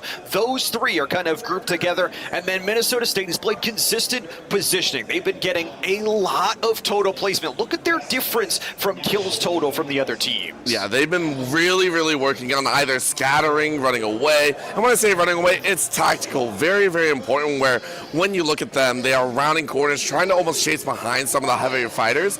If that's your plan, that's great. Looking at the rest, though, Texas A&M in 11th, Bethany College, I believe, looking at that 12th position. The rest of these teams, at this point, you know, it's tough. You face off against very strong opponents, USM, Fisher, and so many others. Cumberland, all kind of keep you at bay. I respect it, though. Everyone's here to play, and everyone's still looking and hunting for their own opportunities. It'll be interesting here as we go into map number 5. We're playing exactly what we played back in map number 4. We start the snake up backwards here. Another E-District. Next up will be World's Edge. Again, we'll get to play through a full rotation guaranteed. The one scary thing I will say, Southern Mississippi looks very good. Yes. Their kill potential, insane right now. They're averaging a 6th place. They have 46 kills, which is already pretty incredible. But they also know this similar scenario. They have been the top team in terms of points at many Collegiate Apex events, but have fallen short of that first place. 2nd in the Collegiate Apex circuit back in spring. 3rd back in 2025 here in San Antonio. They've never been able to fully lift that trophy. And it does come off the fact that there's so many teams that can gun for them. It's not even them getting sloppy. It seems rising to the occasion. So I'm looking at Cumberland. I am looking at Fisher. Fisher, who has consistently kind of raised that bar. The last game saw them fall. But again, it's E-District. You mentioned it before, Llama. You said and it proved true. Dude, like, it gets messy at the end. I'm sorry. You have to find your way to play calmly, and I almost want them to keep track of Cumberland specifically. Cumberland has had really good rotations with the zone calls and keeping themselves safe for the time being. I want to see them be able to do it again, but for USM, keep routes. I almost want to see a circular rotation of teams like we're jockeying for position here. Well, let's head into map number 5 and figure out if USM can win it, or if teams like Cumberland, Fisher, or maybe even Minnesota State with a very good game can hit that match point. Again, we still have $5,000 on the line here for today's event. Of course, EA was nice enough to also give all the players some Apex coins on the outside as well, so nobody is walking home with nothing. It's a really cool event, and this event would not be possible without all of our amazing partners, specifically the Army National Guard. We are standing right next to Lackland Air Force Base, which is where Air Force cadets come to get their initial training. If you guys want to be part of something amazing and join the Army National Guard, you guys can check out their opportunities at nationalguard.com. Absolutely, and not only that, you can also take a look at everyone behind us. Not only are we talking about the Army National Guard, but so many other groups have made it possible to put on an event like this, even if you aren't fully interested, skills transfer, and those skills can be built through things like robotics, like learning how to program games. We saw it earlier here in the Boeing Center here at Techport. Things like building a game, building robots, being able to program, or even learning how to run events, learning how to be a TO, learning how to do just about anything. Transferable skills are important on all walks of life. In this building alone, we have groups, I believe, just working through LAN Fest, being able to host events, being able to put together a lot of these PCs, and bringing students also closer together. I mean, we've got everything from collegiate esports to high school esports, everything in between. It feels like we had drone racing earlier. They had some of that. Twitch University was here as well. So a lot of different really, really cool groups. And again, have to give a huge shout out to all the hands that made this weekend possible, that helped build all the stage. And you know what, if there's anything of training and throwing a team in the fire, talk about having a power outage mid-show. That was... Okay, I don't know if that's so much learning how to put things as well as learning how to deal with things extremely on the fly. But I do agree, a lot of these groups and people are very much going through it and gaining that experience. Namely also the players. A lot of these players are always learning, always wanting to hone their skills, like here in the Apex Legends side. You talk to a lot of players being able to play against top dogs like USM, like Cumberland. They are learning as they go, and some of these guys, hey, maybe they aren't graduating just yet. They take a little bit longer, and they say, okay, I know how far I have to go. And for some of those pro players that we talk about, like the teams like Fisher and Cumberland and, you know, Southern Mississippi, what they're tapping into, the chance for these pro players to build an education alongside of their dream that they've worked so hard for. I know I've mentioned Viz's name and, you know, Dom2 cracked a lot. And, you know, it's funny, I go back to my way old show reels for Apex, and Dom2 cracked is in the scrims I'm calling from 4 years ago. And like I said, a lot of passionate people have put a lot of time in to do it. And, you know, another shout out to everybody that's been adminning on that side. I know on the Apex side, it's not easy to corral. I know better judgment than getting 20 teams in a lobby. Yeah, it's not easy to corral 20 collegiate teams into one lobby. So we've got a great staff working behind us. We really do, not only for the staff in the TOing section, but also in production side. And so what I will also want to give credit to are not just the teams, but the production staff, the observers. If you ever like esports, if you also want to join on in, you can take a look at events like this to learn, to grow. Hey, if you think you can talk better than us, hey, come on down. Let's take a look at it. I think so, definitely. Llama's so beautiful. I don't know if anyone can replace him. Eyes out, though, because when it comes down to it, it is about the competitors and the energy of learning to communicate, socialize with people that maybe you've only talked with online. One of the things for me is the community that's built up, and you see a lot of these players. A lot of them are very competitive. A lot of them love competing, taking first and all that. But at the same time, they're also like, dude, I played with you, like you said, 4 years ago, 5 years ago, wherever you go. Now I'm going to meet you in person. It's a very different feeling. And it's cool that, again, we get to have this all in one place. I know for a lot of these schools, we talked about the representation from across the road. Obviously, we got 3 home Texas teams that they aren't doing the best, but hopefully can do better as the day goes on. It's experience. But also, we have 16 different states, locations from these schools in the playoff finals. From this playoff finals alone, we have 5 different countries of representation as well. So everybody from everywhere. We had a crash again. I might have plugged my refrigerator and my blow dryer into one outlet and crashed that PC as well, but there is no confirmation on that. Let's hop in. Map 5, E-District again. You know what? I need to charge my phone. I just had to unplug that one. I swear it wasn't the breaker. I swear it wasn't the breaker. Taking a look at things, though, just as a heads up, again, multiple legends being binned out. Game 1 was Alter, Game 2 was Axel, Game 3 was Valkyrie, and Game 4 was Wraith. Wraith beating out Mad Maggie by 2. By the way, so we are starting to break down a lot of those compositions, a lot of those tactile states. At E-District once more, though, it's all eyes on center. And it's all eyes here on this Southern Mississippi team, the Golden Eagles, who, again, we already talked about how close they have been. Back in Octane Collegiate, got a 4th place this year, and then 2nd in the Collegiate Apex circuit as well. They have been right there. 2 of these players were here last year in both Fizz and Thalos. The question is, can they convert when they have been so close once again, and we're pulling to no man's land south. Welcome to the marathon. It is Running Simulator 2026. This draw of the zone will also corridor I believe upwards of 15 of the teams looking to flank on, and it is terrifying, I gotta say, in the least. I'll be very, very excited to see where they look. And for Cumberland specifically, scanning out 9 different enemies, it's a scary, scary thought. Also looking at LCU, Satoru Sensei, beautiful name by the way, we've seen it a few times flicker across the screen.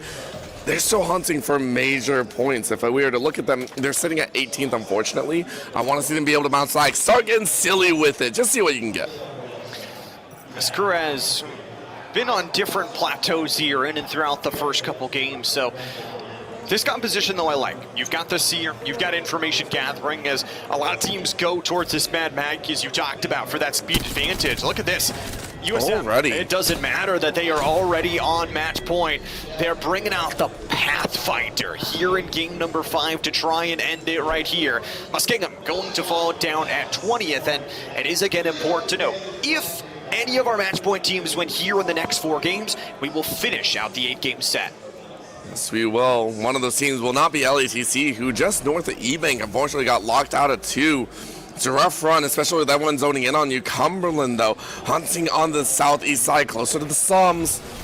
Will they find their mark? Cumberland turning the corner.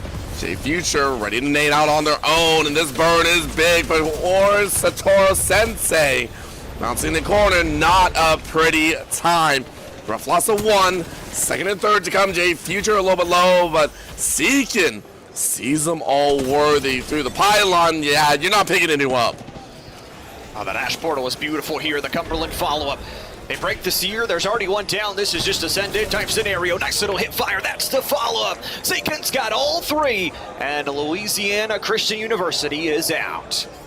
And just like that, Cumberland go ahead and lock in their point system. They have now breached through the 70-point barrier. Questions abound. Again, just close it out. Keep track of where USM is. And again, USM aren't hiding. 100%, we saw them rock out with 1, close off 1 line of access, and now it's a dead sprint. Through that middle, they want to say, okay, look, USM are ready to fight. Maybe we can take them by surprise. Maybe we can kind of knock them down a hair and cause problems. To me, that's what I'm looking at. At the same time, you can't forego your own gameplay and your own style just to try and punish someone else. And for the players that are playing in lobby, they don't actually get to see the players that are knocked and eliminated. Yes, what they do get we to do. see is the teams that are eliminated that pop up in the feed. So they will know, okay, if USM is alive, everybody is going to be watching that feed. Yeah. As soon as they die, everybody will stop focusing on it. But again, you have to kind of wonder what they've been running. Also swapping to the Pathfinder, you would think if a Pathfinder goes down, no way, that's USM. Yeah. I will say USM having so much fun. KSU Gold, another squad that we've seen try and struggle a little bit. The Black Squad has also reigned a little bit higher on the Supreme. Long range longbow, good shot, number 1. And to read on the side. Bully moment once more, but the zone closing in very, very quickly. Round 1, 1.5 minutes to go. Oklahoma swapping out some of their weapons. A little bit of a hemlock action, keeping the SMG close. The R99 though. It's a dangerous shot on the back end of Oklahoma. Again, the shield's broken. Facing off against a very tough opponent if they are not careful. Swap on over to USM as they reposition here. Saw a couple shots, dancing around, picked up an extra bat on the side. I mean, Zach W. Keys is already up to purple. That just shows you how often and how fruitful the team fights has been going. 2 squads eliminated here. That's probably how it's going to stay here for E-District. Of course, after E-District, we will be guaranteed 3 more maps, all of which in reverse order. World's Edge, then Olympus, then Storm Point. For Cumberland, though, talk about a team just 2 away, and with the kill participation that J Future has, they will be on match point after this game finishes. Cumberland, it doesn't matter. They're not worried. They're just going for those knocks. Great shot, number 1, ripping through another shield, broken. Talking about purple shields, and top teams are always ready to bleed in those Evos. Drop down to lower ground, peppering another shield busted, and again, that corner leaves no one safe. Tough spot to be in. 2 drop, Cumberland add 2 more. I love this Ash pick. It's what actually me and my team actually used to rock rather in the collegiate circuit as Fisher. Woo! Oh no, that's a zone kill right there. Grindworthy will be taken down to the long range from Golden. The ring does the final tick, but they first gave him the stick. It's now Minnesota State who is working outbound with these blue shield Smalls. I've been very impressed by what I've seen today from them. I would say as well, for this one, I believe they needed a total of 20 points from where we were looking at. And another squad that has so very comfortably been around until they meet one of the top dogs, and then you're like, it's a tough run. A little bit of a burn. They make their way in. They took the long route around Kaiser University, doing the exact same. Running a little bit more stalwart. The setup from Kaiser University can be very big. Watson plus Gibby means that you can pretty much tack down any house. Problem is, you need the zone in your favor, which you do have right now, southern border of it. They'll be okay for that status. For Mavic, though, you see a body in more. Quick rip number 1, and you're just making sure that bridge is a very tough spot to cross. Yeah, it's kind of pulling outside of Shipyard, though, to that northern side. So this is in now. The question of whether it will be in a few zones, I think, is going to be interesting to see where it fully pulls. But with the zone kind of having the short side towards the southern side, a lot of ring players would read this and say, yes, it is going to be in Campbellsville. It's just dead here. Golden finds the last kill, and will get the finish on the 18th place team. Beautiful work. 17 teams live, and we gotta sip our tea. Watch as 11 squads continue to dance around a very open map. I say 11, I'm sure it might be higher this time. Cumberland, though, scouting out as far as possible. LATC, Kepler, Simply Farms, and Bray. All of them just chasing through mid, still trying to find kind of scraps of loot at the end. Ooh. Team from South Dakota there, and Lake Area Technical College Roosevelt falling early to the likes of Elixirs. Another player who feels like their experience could breed a good day for their team. KSU Black, one of the 2 KSUs. There are only 2 KSUs, so I guess the only 2 KSUs. Both KSUs have been doing very good, and we said it. They're not a dark horse. They have the consistency. They just need to find more consistent points. CSUDH chilling out on the far end. Sleep King first to hit perp for them. Goose and Static still rounding out on the side. Western side in the new zone, but east for a lot of teams that are moving that direction. TMU Northwest, a lot of positional advantages. This is that moment, that calm before the storm that we've seen before, but it's even more tension than before. Interested in Tamu's play here. They've got this bang Rampart combination that gets you into where you need to go and then sets you up with those Rampart shields. University of Texas, we talk about holding a building is awesome. The problem with this building specifically, it is one of the main buildings inside of the zone, and they're trying to hold it all themselves. So they're willing to give up the lower floors, just set some Watson fences there, and then be able to play from your secure ability. Tamu in a little bit of trouble, have to go to the markets. Shots along the way, and unfortunately, no you. Needs a buddy to help body block. That bridge pathway is so difficult if you're locked in. LATC, though, can swap over ULL. Losing out on a few members. Jace ready to go as well. They are able to pick up one. University of Houston still in it, but the shields are so weak. Trying to ply their way behind. I don't like that option. If you get swung on instead, if you shoot one too many times, you are lost in there. Snapshot. Oh! They were spotted, and now you are in a very difficult position. You're not liking it. Hemlock R99, not the greatest against some of the longer range rifles that'll be taking you out, or just a mid-range. Kaiser saying, come out, come out. We got you in the barrel. Houston rotated from Narnia. They rotated all the way from Blossom. They must have gone there super early in this game to try and secure this position.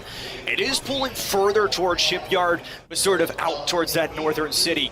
The question is now 15 squads still left to go. There's only one team, by the way, that doesn't have full members, and it's this team right here, Tamu. KSU Gold losing one of the drop to none other than USM's Vizay. Delivers on a nice RE45. ULL and the Raging Cajuns are dead. Times, KSU Gold still building their way in. We're down to 14 squads and a lot of meeting of the minds. Third to fourth parties will be regular here. And we swap over to the one, the only Fisher squad into the USM, noting that they are still currently present in this battle. Will they cross paths earlier than I would say around 5? Well, see that like easy. And a little bit of a handle on H. Sir Garza and Fisher spotted though and forced to walk away. And as you said, Dom 2 cracked, still making sure that they're available for the upcoming battles. As the look on the Seer as well, they know 25 seconds left. This is round 3. You're not healing through that. Sorry to say, Dom 2 crack watching from the low ground here. University of Houston dead, but so is the first on that other side. It's a steal away from another team. Kindly Monkey is yoinking their kills. Kindly Monkey takes 2 of those 3 kills as Minnesota State is dead. So is CSUDH as the buildings start to close in. The walls might not crumble, but it definitely feels like it. Good revives by William and Mary. William and Mary, another team in the lower side of this standings, just praying for a chance back, but they're getting flushed out in ways that you do not want to see. USM brazen here with a little bit extra loot out in the open, playing within the next zone and daring anyone to get close to them. They are the only team on match point, on the 70 threshold here. The highlight here from William and Mary as they go to the high life of the top floor, trying to asphyxiate some of the teams outside of the zone and putting on more and more of the pressure time. It's a triple take that connects twice a year from Ryan Doug Star. They've got the wingman as well. Here is Fizz with a nice setup, RE45, Golden Magazine. And USM, if they're still alive, they've still got a chance.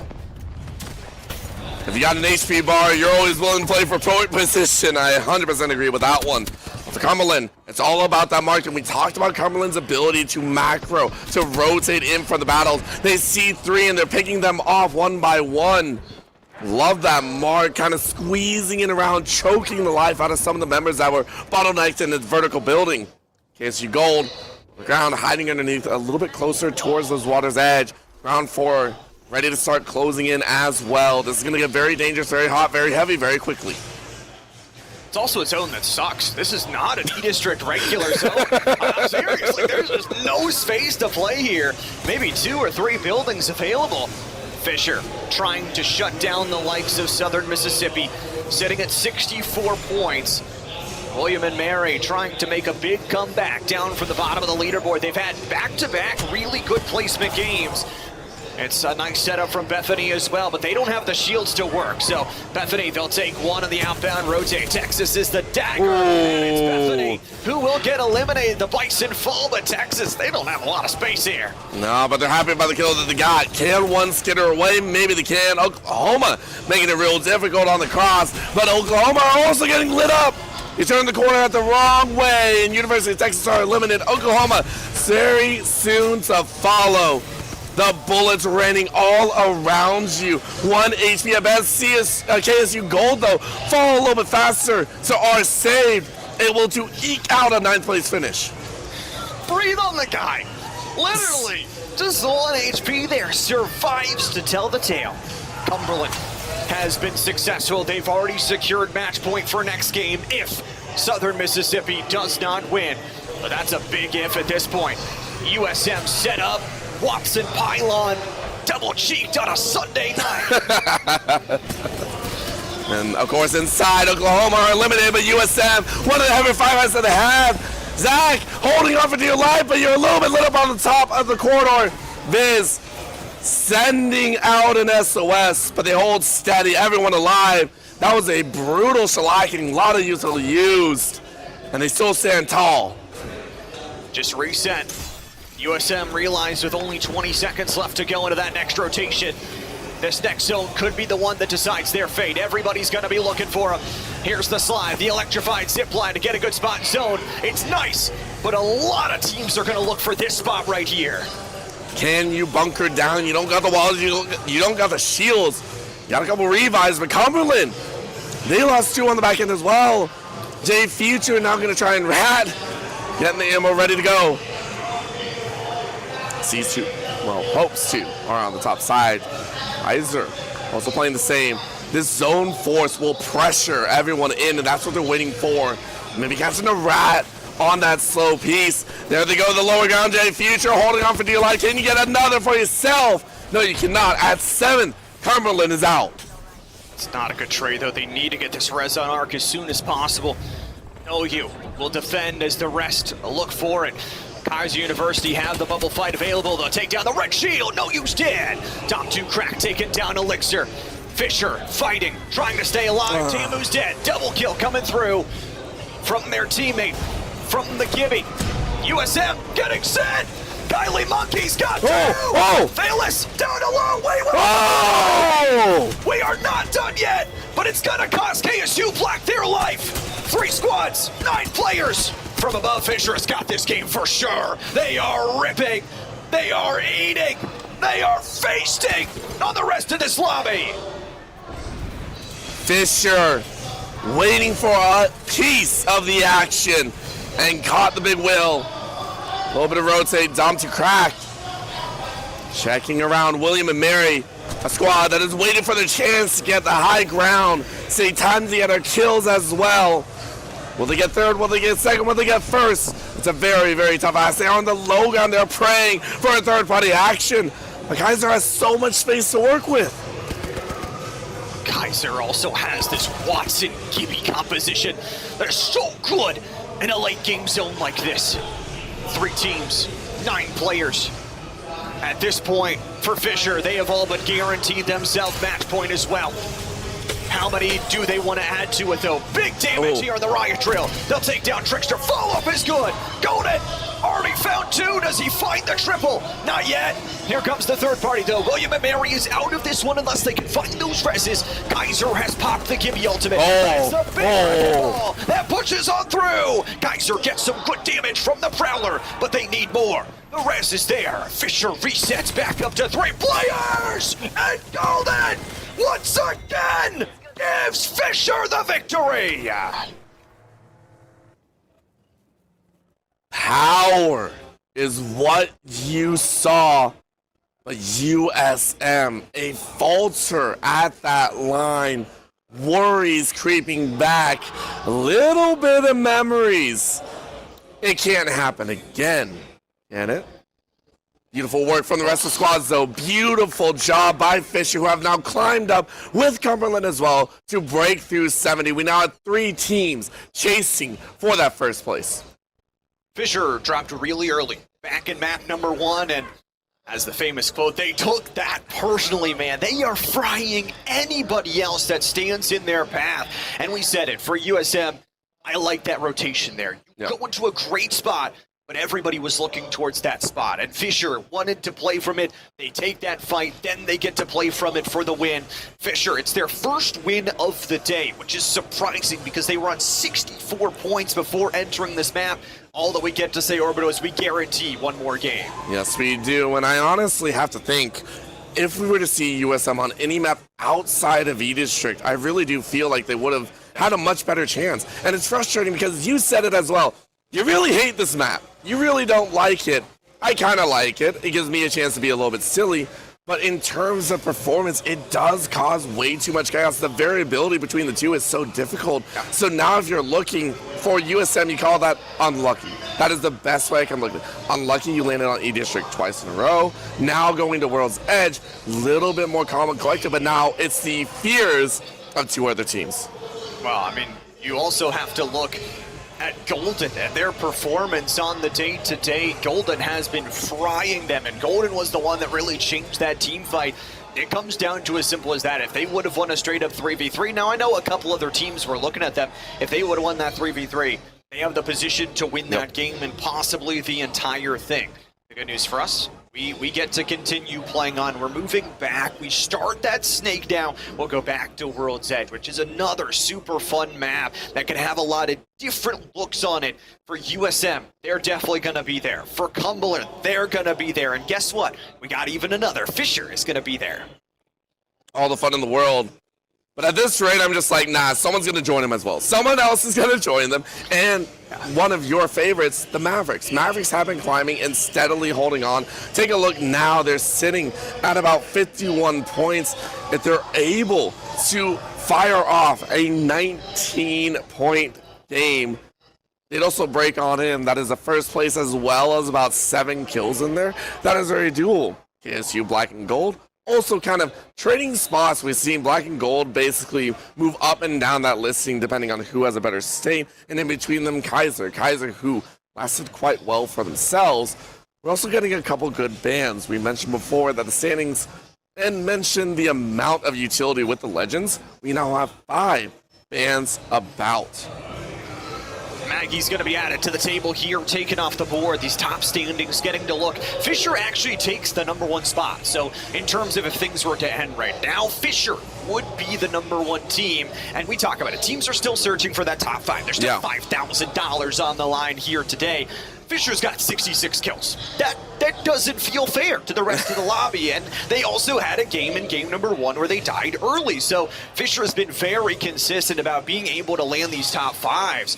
I just think it's going to be interesting to watch as we swap over to this bottom part. Love what I'm seeing from Roosevelt. William and Mary have had some really good fights, but on the Fisher subject, this is a team that knows how to frag, but sometimes needs help finishing.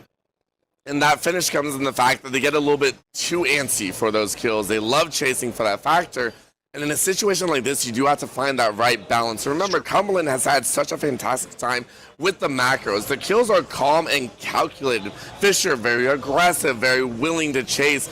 And for USM, it's a little mix of both. Which one are they feeling? A little bit more rotation. The guessing game continues. And again, these zones haven't helped either, by the way. No. Big shout out to the zones, keeping us on our toes. I love every single map so far. We said, hey, please give us a good one. Nah, the game decides, pull south, pull west, whatever you want. If it's a standard, though, I'll be excited to see where they grab. I'm excited to see what Cumberland do as well. I mean, they had that win back in game #4, and you know, for them, it's not the biggest worry, right? No. You know you needed 2 points. So yes. get a successful fight. You move on to match point. For them, I do want to see how the rest they play it out and how it actually looks for their strategies going forward. Because if they don't continue to keep up the points, one of the risks is when you're a match point team, you're like, okay, let's play a little bit safer. Let's just go for the zone. And then you realize, okay, there's all these things inside of Apex that force you to make you to want to fight. Yep. I mean, if you go down the list of what makes you fight, #1, obviously, get the kills. Obviously there. #2, you're getting flushed out of every basic set. I mean, of course, the Mad Maggie's gone. No worries about a wrecking ball kind of wrecking in your face, or at least a few people will say that. But you're still getting scanned out. You're still getting chased, and enemies always 3rd and 4th party. These bunkers of safe havens are always a little bit on the end, so I love the fact they call that out. Hey, big eyes on needing to fight, wanting to fight, because sometimes it's just about survival. Just about trying to keep yourself safe by breaking a shield on the other side, by keeping an opponent away. These markings of good teams is you know how to chase a fight for the right reason, not just for the kill count, not just for it, because as much as you said for Fisher, hey, you got 96 points, you're about to break 100. Great kills, all that great. It doesn't matter if USM or Cumberland take first place. You're immediately knocked down to #2. That would feel so bad. We've also got guaranteed games, like we said. We'll play 8 guaranteed. There will be some opportunities for other teams to still play after that. I'm excited, though, if these 3 teams don't win. Obviously, the next closest team is Minnesota State on 51. So it's doable to get to, but both for them and KSU, both the KSU teams, it's going to be tough to get to match point here in just this next match alone. So realistically, if these 3 teams, I know these 3 teams have been dominating, that's why they're on match point, but if they don't win, all of a sudden we could start to get into territory where we're going past that 8 games. Yeah, there is a line that Zephyr, a man that is well known to both of us, loves to say. It's 3 words, 1 more game. I never want to utter that phrase ever again in my life, but it's a good one because it means that these teams are battling to the absolute bitter end of action, of energy, of endurance racing, and it is very fun. 8 games guaranteed, but a 9th or a 10th to really draw out that little tension field for us would be a treat. I'd love to see more games. That's all it would be. I mean, for all these players, again, traveling from across the world to make it here for this event here today. And, of course, like we said, lots of partners here with us. We've got EGF on the high school side, League OS kind of running all the brackets from all of our other stuff. And, you know, so many hands making light work. And I'm glad we get to cap it off with the best collegiate tournament, the best collegiate Apex, the best collegiate duo in the world. Maybe. Hey, eyes out for that one. But not only that, the players themselves. One of the things for me is I come from a League of Legends background, and for those that know, obviously, Apex isn't exactly my wheelhouse. What I will say is the Apex players have some of the best energy. I've gotten to talk with them a few times after the matches, after all the fun. They don't care how long it goes. All these guys are so energetic to go ahead, hop into the battles, hop into the fun. They just want to play. And this one day, usually the Sunday, even last year, was like, dude, let's just have a blast. Let's go out. Let's have some fun. Let's get silly with it. And no matter who really comes out on top, yes, you love your winner. Every single one of them love the time that they spent. And I will say, out of pretty much all of the conferences that I've seen, they had to be some of the most joyful to fight for. In the game, maybe not so much. I don't know. I'd be raging a little bit. But afterwards, they just love being here. And I mean, that shows. I mean, literally last year they tried to kick us out because we were staying too long for Apex. So we're definitely doing something right, and we're going to keep on going here. Map number 6, World's Edge is where we're going to go. And kind of bouncing back to what was World's Edge back a couple maps ago at this point, back in game number 3. It was actually Minnesota State that was able to take that victory. A team who desperately needs some points to pick up here. And a victory here would not only extend us even further, guarantee us another game, but if Minnesota State can pick up the W, those 12 points on the victory plus 3 successful team fights, that puts them on match point threshold. It's just that easy. Listen, get first and you're good. That's how it works everywhere. Listen, just win. What are you doing, man? I don't know why everyone makes this game look so difficult. Coming from Orbital to Caster, just win. I don't know. Step 1, Step 2, Step 3, Step 4, I won't worry about that. I jumped to Step 7. But again, as you said, very important. And again, with the map pool, with a lot of these drafts, keeping eyes and getting a slight identification of where these top dogs are going to be dropping into, I will be looking out to see if there will be some routings, some running around, some making sure that you are safe. I love that idea. I think for all the other teams that are looking at this one, now you've got a list of teams. Everybody's going to pull out a notepad and realize, okay, there are now 3 teams we're watching for in the kill feed instead of just 1 or 2. And it feels like sometimes that can get in the back of your head, okay? We're trying to focus on this team fight, but oh, I'm watching the kill feed. I'm looking to see if Cumberland fell. And that could really start to be so much to track. Not only the rotations that are following around you, but the weapons that you're able to access, the fights you're able to take, but then the additional note of 3 teams that have just been dominant. And for Fisher, funny enough, it feels like they're kind of unfavored for what their play style is. Both them and USM, they love to fight. Don't get me wrong, I love to fight too, but one bad fight, that could be the opening that the other teams need. I mean, we literally saw it on E-District. One bad fight, well, you win the fight, and then you're lowered in the position. All of a sudden, a team is third-partying you. That's how Kaiser actually rose up in the rankings. They breached into, I think, that 7th position there. It's destructive, and it's... I will say it's a little frustrating. And in most games, you're looking, hey, most kills gives you something. It feels good. You're winning. You're eliminating half the lobby. What, someone else won? How? Well, we decided to fight a little bit too far. We gave up our high ground. We decided to drop down. We finished off, and then someone took our high ground. We're racing up to them, and you're in trouble. Like, you have to keep eyes on. Now, do not get me wrong. I expect every team to know that. But every so often, endurance tests, you forget just that wee bit. And we do see players every so often split off, lose their life, have to regroup. I also think it's important to note that I think the scariest thing for players in this lobby, Fisher, USM, don't get me wrong, scary to team fight. I'm scared about the consistency of Cumberland and that they are already on match point as well. They are obviously the defending champions from the Collegiate Apex circuit. They are averaging the highest placement of any team right now in the entire league. They're averaging a 5.0 placement through 5 games of Apex, top 5ing on average every single game.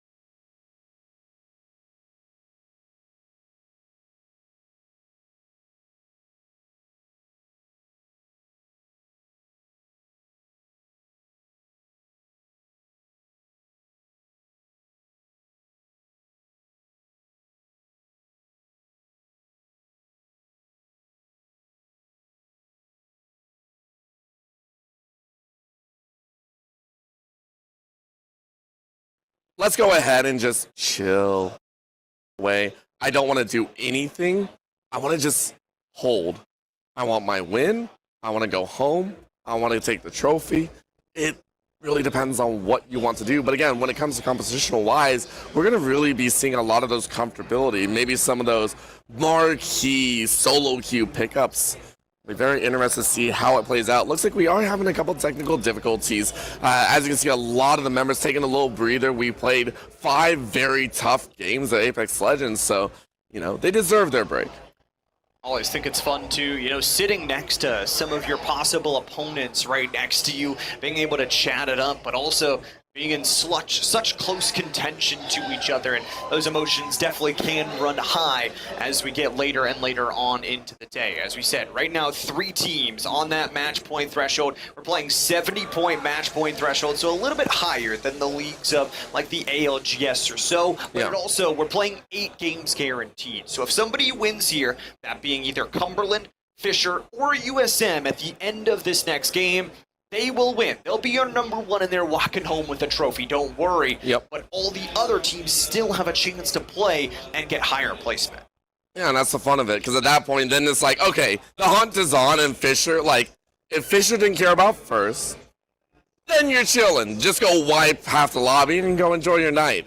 For other teams, it's also, can we pick up the scraps? We have seen some teams, as you noticed, through about 11th through 16th. We're starting to see that kill count go higher and higher and higher. Now, is that because there is an option? I do appreciate it. Like, this is, again, the firefight. But we see those teams excel faster and faster up the list. It'll be fun. Very, very enjoyable. And again, test your mettle. These are the best the nation has to offer in their region, in their districts. I like it. Test it. Push as hard as you can. 6 squads qualifying from 3 different leagues, and then invitational invites given out as well from the Collegiate Apex circuit. So many different leagues coming here together, and that's the same here with the Forge Trials. I mean, you talk about from NECC, ECAC got some stage games, EGF from the high school side. We had the UCC R6 bracket of ages from that national championship, and it just feels like there's so much esports all in one place for the best esports event in the world. I mean, listen, even the players themselves, we saw SSBU action going on. A little bit of a side note, Fisher brought some awesome players. They were getting hyped down there. You probably heard them right behind us. It was so much fun. And again, the action never stopped. So I appreciate it. Across 4 days, at least for you and I, 3 official for a lot of these leagues.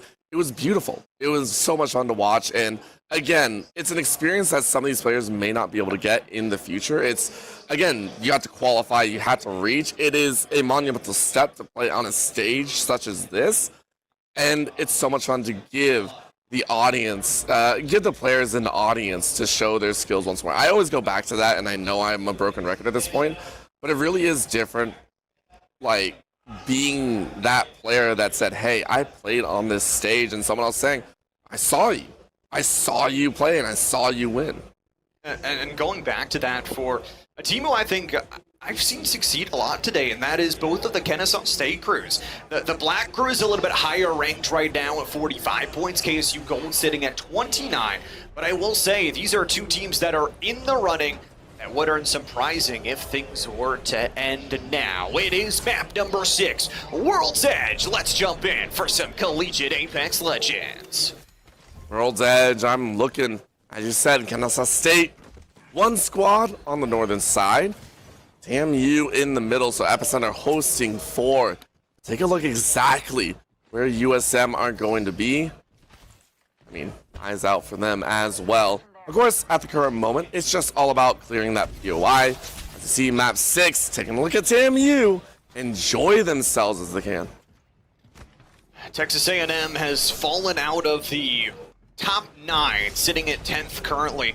They haven't had a podium finish yet today, but that could change all right here. For Arc, Grap, and Noyu, we wondered what this team would look like after the depart of Fiddle Dude. Texas A&M just going to fight this one high ground, it looks like very early, and Bird is going to take some damage. I love the alternator here at these early fights. It is so consistent with a tip fire spray. Noyu trying to go off the shotgun. BK connects. The mobile gun Sheila good for 1. They've already got 2 set up here. Do they have the follow-up? The damage from inside. Arc is going to be rotating in with their own damage. They've got the follow-up. They've got the look of this conduit, but a missed shot may cost him their life. There's the get back. Mystic will die. This should be a double kill, but here comes another team inside as BC wants to get away. It's all about these high rises. These skyscrapers are so frustrating. And there it is, a drop on down. Verticality is not your friend. Bye-bye, Bethany College. Unfortunate elimination at 20th.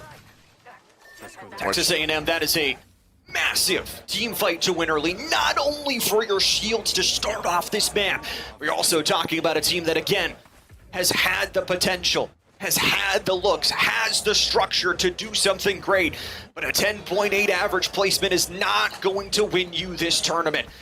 University of Texas also a little bit lackluster on their day today, but they've got a Crypto Gibby Catalyst composition that could really shake things up. I just like looking at the Gibby. Gibby just chilling in there. He is beautiful man running around. A little bit of speed boost as well. Every so often, it's so funny watching him. But of course, riding on highs. So, repositioning is a go. Current moment for University of Texas, marking on the northeast side of the quadrant. Another eyes out for Kaiser as they've lost Yuji of their own. Kind of curious, again, in the first rounds and closing of the zones, it's a little bit of a break as we go ahead. Smell the waters, the springs gushing forth. Kaiser University lost Yuji here, but I love this composition. I think the Gibby and Ass are just so symmetrically good together.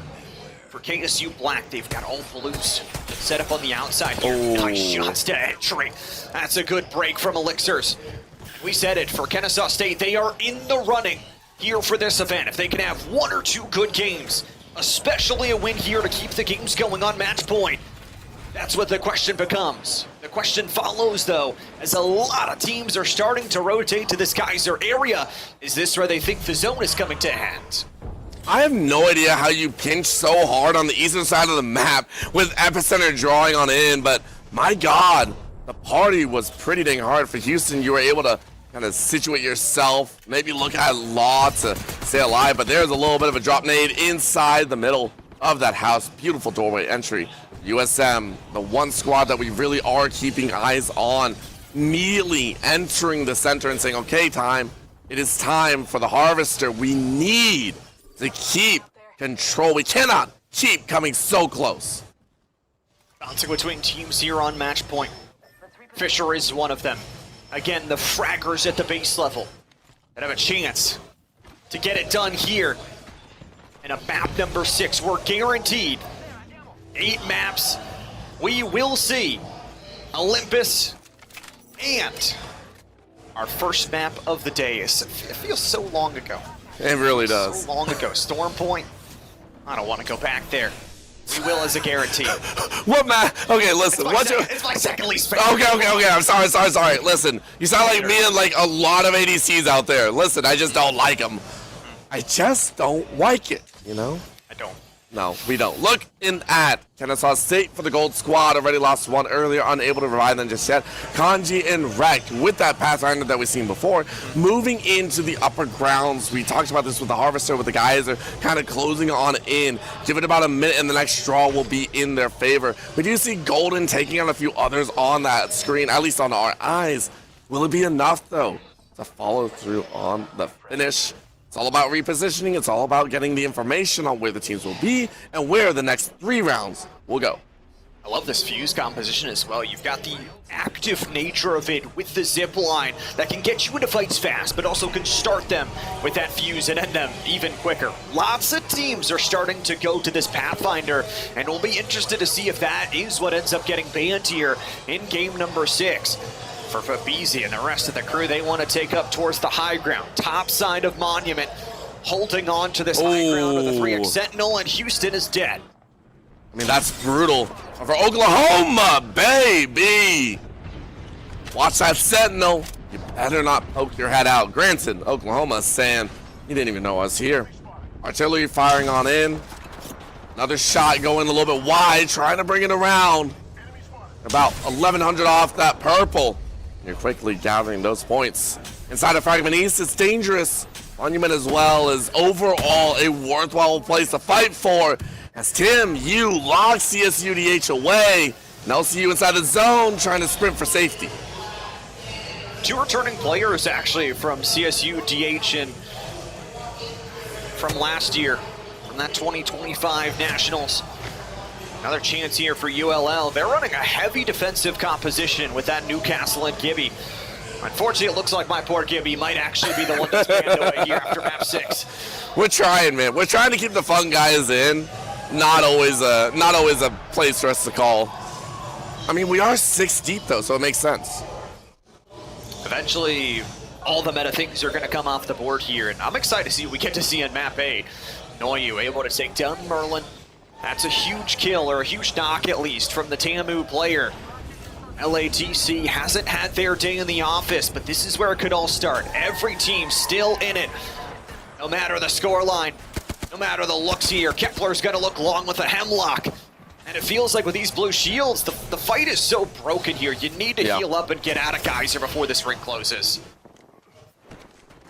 They're just going to make a straight sprint for it. Do I dislike this? Not at all. We got a couple doorway meetings, though, as William Mira inside. Quick spray of those smokes. Can they get away? They already lost one on the back end, and Jastic was not very sneaky in that position. But you did allow your teammates to get out safely, reaching that southern border. Good to go. Moving into that center zipline all the way to the top. William and Mary are actually sitting right outside of the top 10.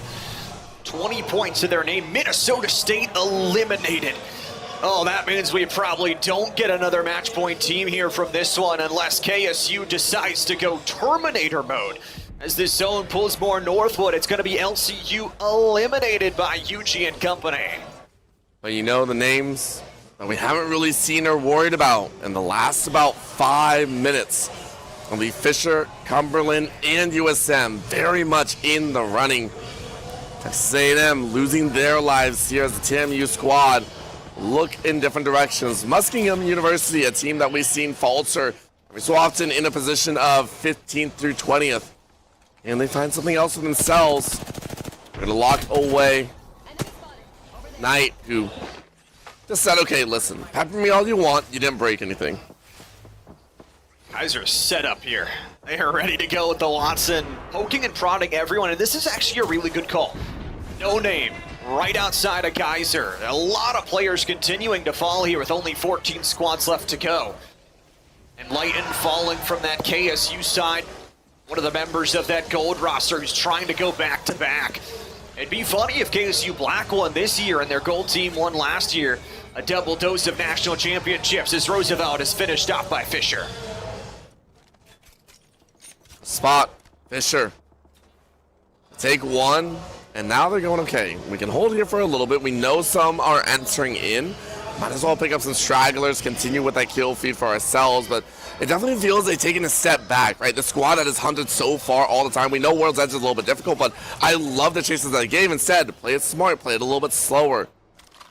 Campbellsville gone as well, out at 13th. I do expect us to be a little bit more quiet. We'll see the filtering of some teams, but overall, it's play smart, play safe until you need to get overly aggressive. KSU going back to full here. Enlightened back in the mix of things. They've got a purple shield to work off the backside as well. This is what the takedown could be. 12 squads left to go. 36 players, nobody dead. Everybody on a full 3-man at this point. And it is pulling to Geyser. So a lot of teams that predicted this very early are set up for success. That being said, these are single-tiered buildings in Geyser. There is not a lot of space for them being buildings alive. Limbox barely surviving, he does it! Our saved actually takes him down. They have to pop the Gibby bubble. You called it out earlier. One of the big reasons I'm always so worried about this, you mentioned the bunkering. Well, the problem is maybe you didn't get as much utility as you wish. The guys up above the cages have been able to route you, and now you're fishing a barrel. Thankfully, the fish can shoot back, but you know, there's a little difference there. Cumberland, who we're seeing for one of the first times, they got the perps ready to go, but they have so much space. Take a look at that. The fish apparently has a gun, and he's ready to blow it open. It's Jay Future with a really nice bubble. Cumberland winning the Collegiate Apex Circuit. A first place for them, 5th place in Octane Collegiate. Already 2 game wins for Cumberland. We said it. Probably the most consistent squad in this entire lobby. They don't necessarily play for the kills because they know they don't need them anymore. I'm going to be terrified, by the way. If all 3, Cumberland, USM, and Fisher, decide, hey, I kind of can tell where everyone is, we're going to eliminate everyone else. Let's make it a 3-on-3-on-3. We just wanted to end here, right now. Muskingum had tried, by the way, huge team to me, very much doing their best in these situations. Reinvention, though, and repositioning by KSU Gold, trying to wrap around the backside, going to the southern border here. But KSU Gold, getting locked in, gets out to safety just narrowly.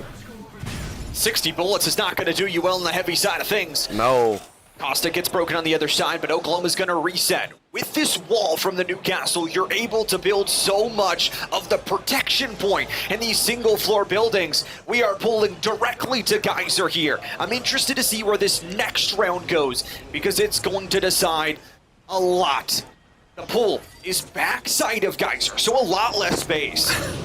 This is E-District all over again. I don't like this. Get me out. I want out. I really don't want to be here. Back alley, University of Texas, winding around, getting some info. They were able to pull at least 2. And now they swing even wider. There's going to be that beacon. Scan. Good. University of Texas still hiding underneath. Another drop on the far end. 1 team down at 2. But you got to get through these tons. The worst for a team routing, and I am terrified. 1 minute left, and then it's zone 4 closing. I mean, all 3 match point teams are still left alive. University of Texas might have an okay spot now, but it's going to be much worse when that ring starts to close here in 40 seconds. Yep, here they go. Get it done. They have to make a choice. It's going to be rotate back towards No Name. That rotation is way too awkward. I think you have to go the other way, especially with Kaiser watching over Tablet. LATC going to be the last team eliminated outside of the top 10. Zach W. Keys able to take down in light. USM still 3 strong, but this is a really bad rotate for USM. They're going to have to find a ton of space here through the catalyst spikes. They'll get the shield cells there to safety, but only for 15 seconds. But listen, that's the best case scenario that they could have asked for. We've seen USM falter because of the rotations, and this time they gambled right. I love it. You have to make those calls in tough scenarios, and USM proving why they deserve to be here. A team that has only been runner-up in so many scenarios are pushing the limits of what they can get away with. KSU Gold is gone. These inside territory battles are big. Oklahoma runs straight in. This is dangerous. KSU Gold is off of the field here for this match number 6.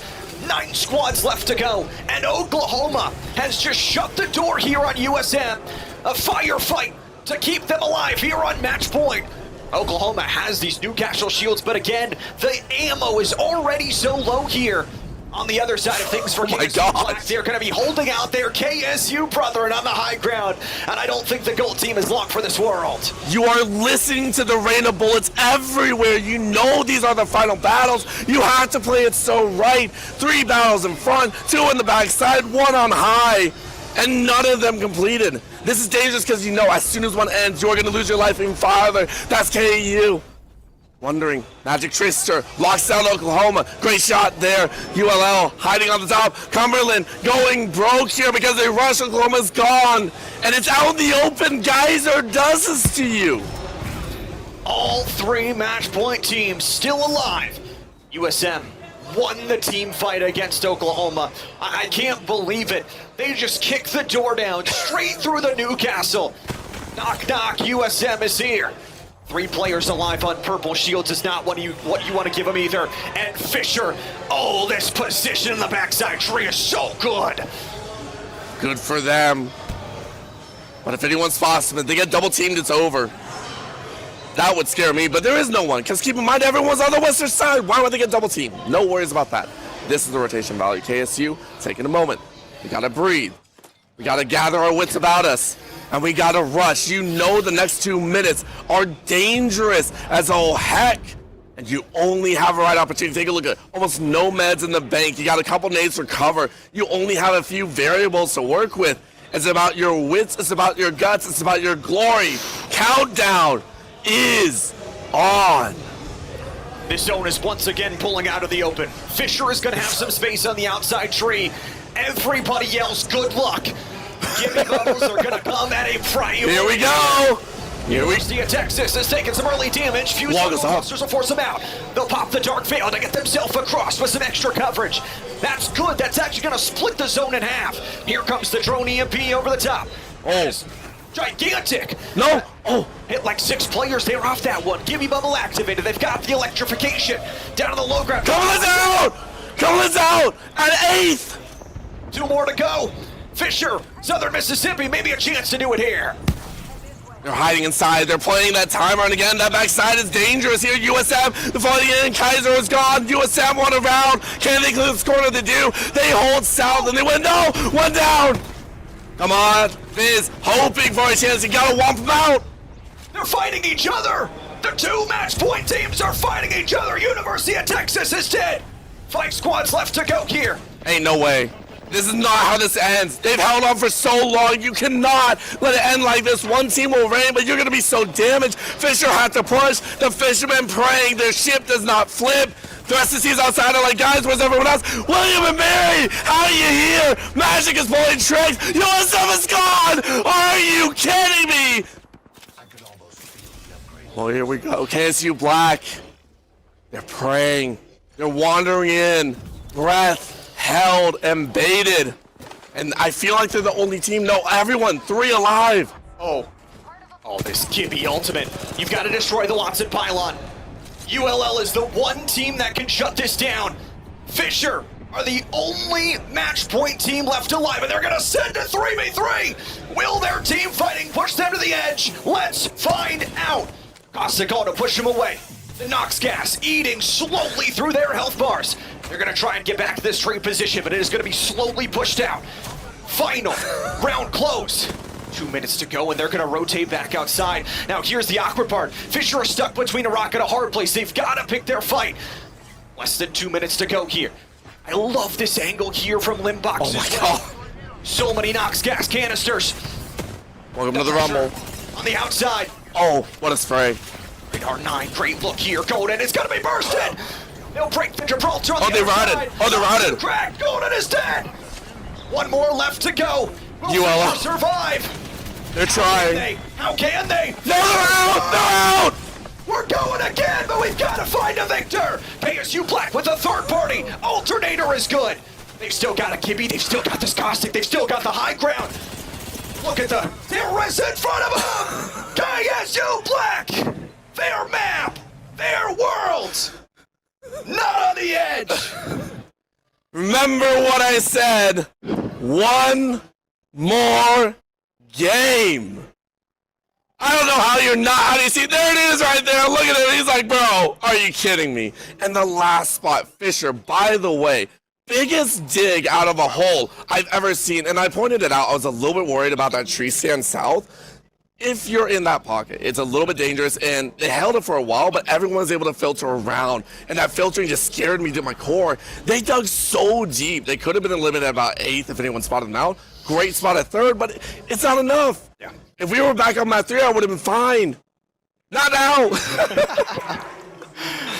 We are done with 6, and we will keep going. A guaranteed 7th map here as late game rotations crush Fisher in between 2 teams, and we get a brand new victor as well. KSU Black, I don't think it's unfortunately going to be enough to push them to match point. They were at 45 beforehand. They're going to be very, very close. So yep. I guess just keep winning for them, and they'll be able to put themselves there. What I know is we've got a match 7 guaranteed, and we've got to catch our breaths after that one. We're going to go to a short break. We'll see you on the other side of it.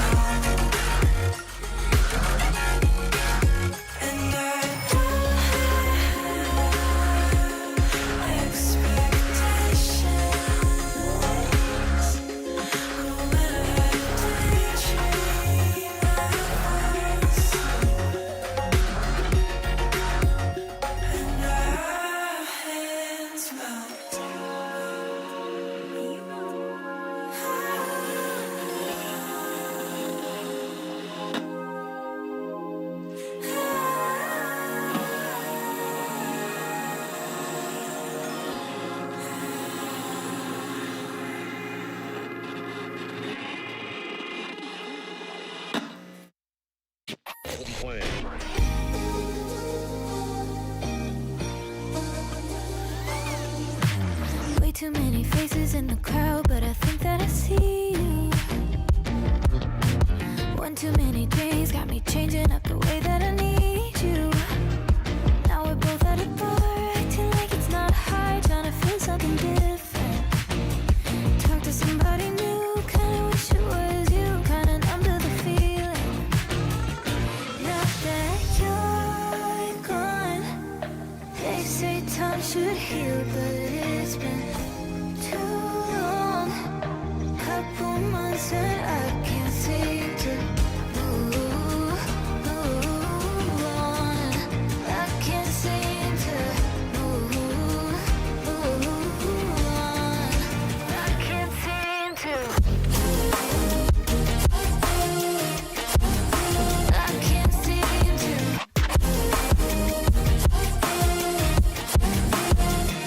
Now that you're gone, I can't seem to. I can't seem to. Laying on my floor, thinking about all the things that we've been through.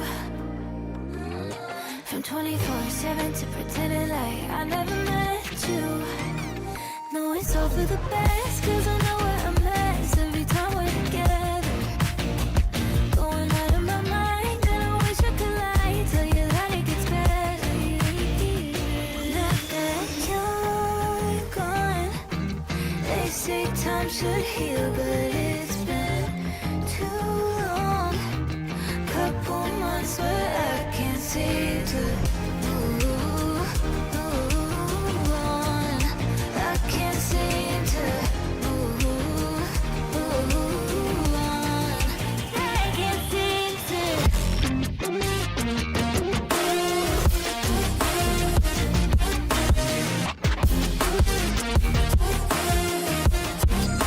I can't seem to. I can't seem to.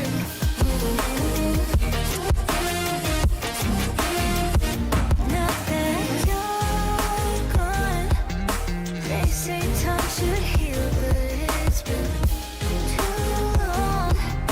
Couple months and I can't seem to move on. I can't seem to move on. I can't seem to.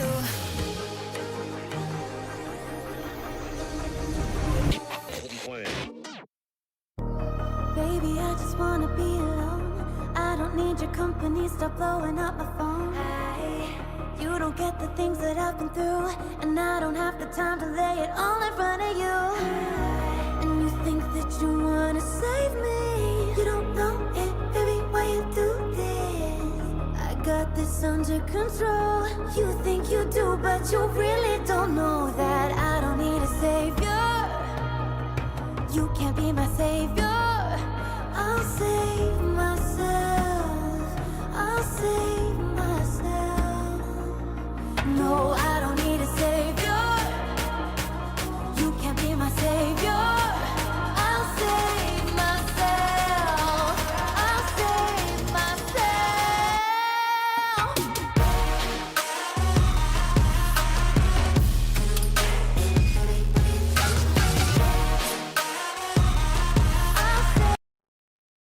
Welcome back. Still here at the Forge Scholastic Esports Championships, brought to you by the Army National Guard. We thought 6 was going to be enough. We thought. And they proved us wrong. Kennesaw State Black earns the victory in game number 6 and pushes us to lucky number 7. Orbital, what'd you think of that map? I'm thinking I want one more game. I said I didn't like saying that. I want one more game. Huge dub by KSU Black. And we said we were watching Gold and Black. Both of these squads kind of dive back and forth between that 5th and 7th ranking each time. It was a little bit frustrating. We weren't sure if they're going to be able to stabilize, but you do just need that one breakaway game. And the guys are, I don't know what's going on with the zones right now. It's causing so many complications for these teams because guess what? Guess what? KSU Black did the unthinkable and rounding 16 kills in a 28 point game have now put themselves on match point. They need a 25-point game. They got it. I mean, that's insane. And not only did they do that, their team fight originally is what shut down Fisher, pushed them into the third party, and then won them the game. So that was just explicit team fighting. There is other important things to note here.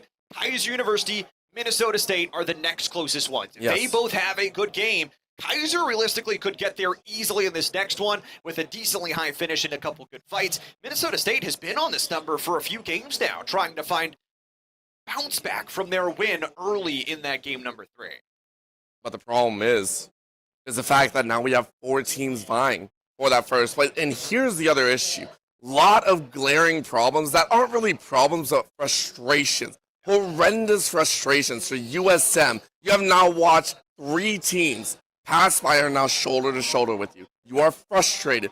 Fort Fisher, you could have qualified at freaking 20th each time, technically impossible, and just gotten in by kills alone. 73/6, and you cannot get the first.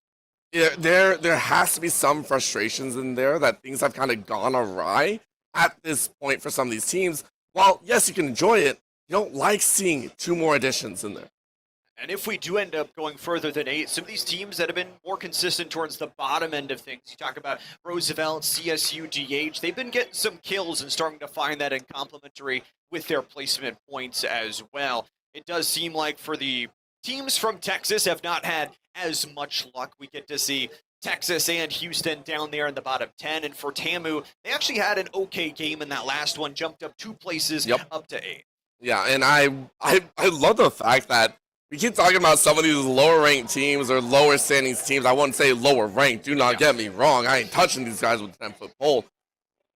They are so frustrating to watch because you see them eke into that top 5, the last 5 standing, and they just bully. They get so frustrating. It's a mosquito that you can't slap until you slap yourself silly, and it's still flying around. And they will continue to do so because that's what they do. They endure, they fight, they bully, they continue to rise back up, and I love it. I'm so excited to see what goes down. 6 legends fully banned. We're digging deep, deep, deep trenches. And with that, it is game number 7. Olympus is where we are headed. Is it the finish? I don't know, but Fisher College is on triple digits. They've been frying. I mean, don't get me wrong. Get $5,000 prize pool for still placing in this top 10. You're going to walk away with some extra cash money. But alongside that, Orbital, just as a guarantee, as a reminder, we get that game 8 no matter what, even if somebody wins here. It's just the stakes change a bit, but really for all of us, we want those stakes to stay the same. I want to call KSU Black in that 8th game taking the victory because maybe the likes of the Mavericks decided to eke out on top. We're back on Olympus, deep spread, a pull to the southeast this time. I believe the last time we saw this map, it did pull a little bit more westward and a little bit more chaotic there. So we'll breach over the likes of Orbital Cannon, Solar Array, Grow Towers, Hammond Labs, these positions of very hard importance, but scarier openings that can cause a lot of mishaps. Interestingly enough, in the dead center of that zone is Minnesota State. Yes. Last year, they finished 8th here at the NECC Nationals. It's seeming like they're on pace to do that again, but this could be a game that pushes them over the edge. Houston's fighting, and I love it. We said it before, Olympus is a map where you love to fight here, and it's going to be not Jace, who's on the receiving end of some damage from this one. So the pressure coming on through, and you wonder for ULL, the Raging Cajuns, if they want to try and fight this, because really they have no choice, actually. Yeah, when we talked about, hey, fighting for what sake? You're fighting for survival right here on the top. Northwest Carrier is a dangerous spot to be in. As we take a look on the rest, the Houston squad running around. We'll take a look at the Southwest. No, right back to Fisher, who are also opting into this already blue, and they got the Hemlock and RE45. Sending them to a difficult grave. Golden locks away PD first. And Jace, well, you're not Jace no longer. Knocked down below. Fisher taking out multiple opponents in their way. Bodies dropping like flies. ULL eliminated at 20th.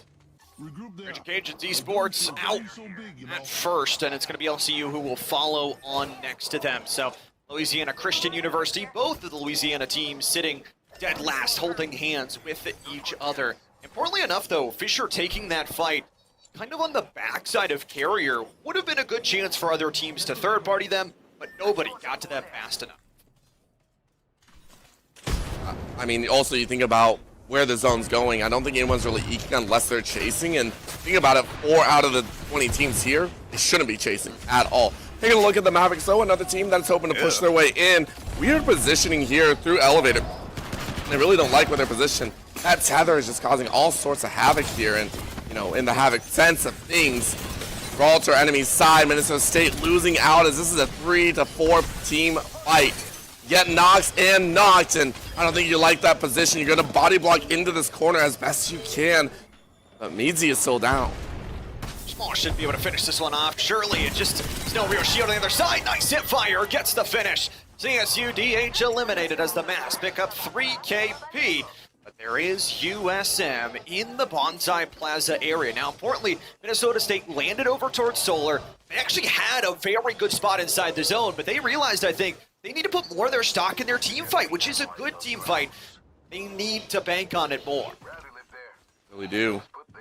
As we take a look for the first time, LATC on the northeast side, coming in from Grove Towers and Gardens. You have to go ahead and use, as I like to say, the Octane, a legend that I fully love, watched all of the chaotic movement tech that we get to see all the time. The bounce pad is so useful. However, you bounce right into misery, right into the crosshairs.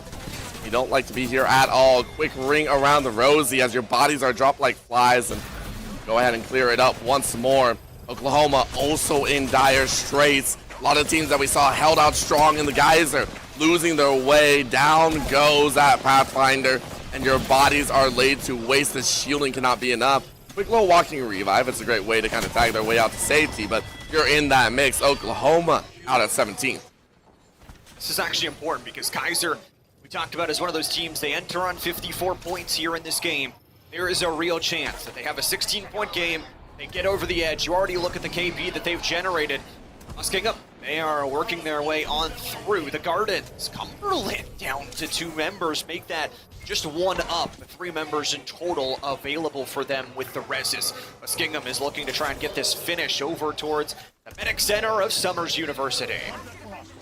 And I feel like this is what we expected to see a little bit on World's Edge. Much more spread out fights, many more angles being taken instead of a wash over towards the Geyser side, as it will be in college eliminated here. 15, 5 out of the 20 annihilated, and they've done well to get this far, by the way. I love that. Again, they fought their hardest, but again, everyone wants victory, and in the Nationals, every team has to be taken very seriously.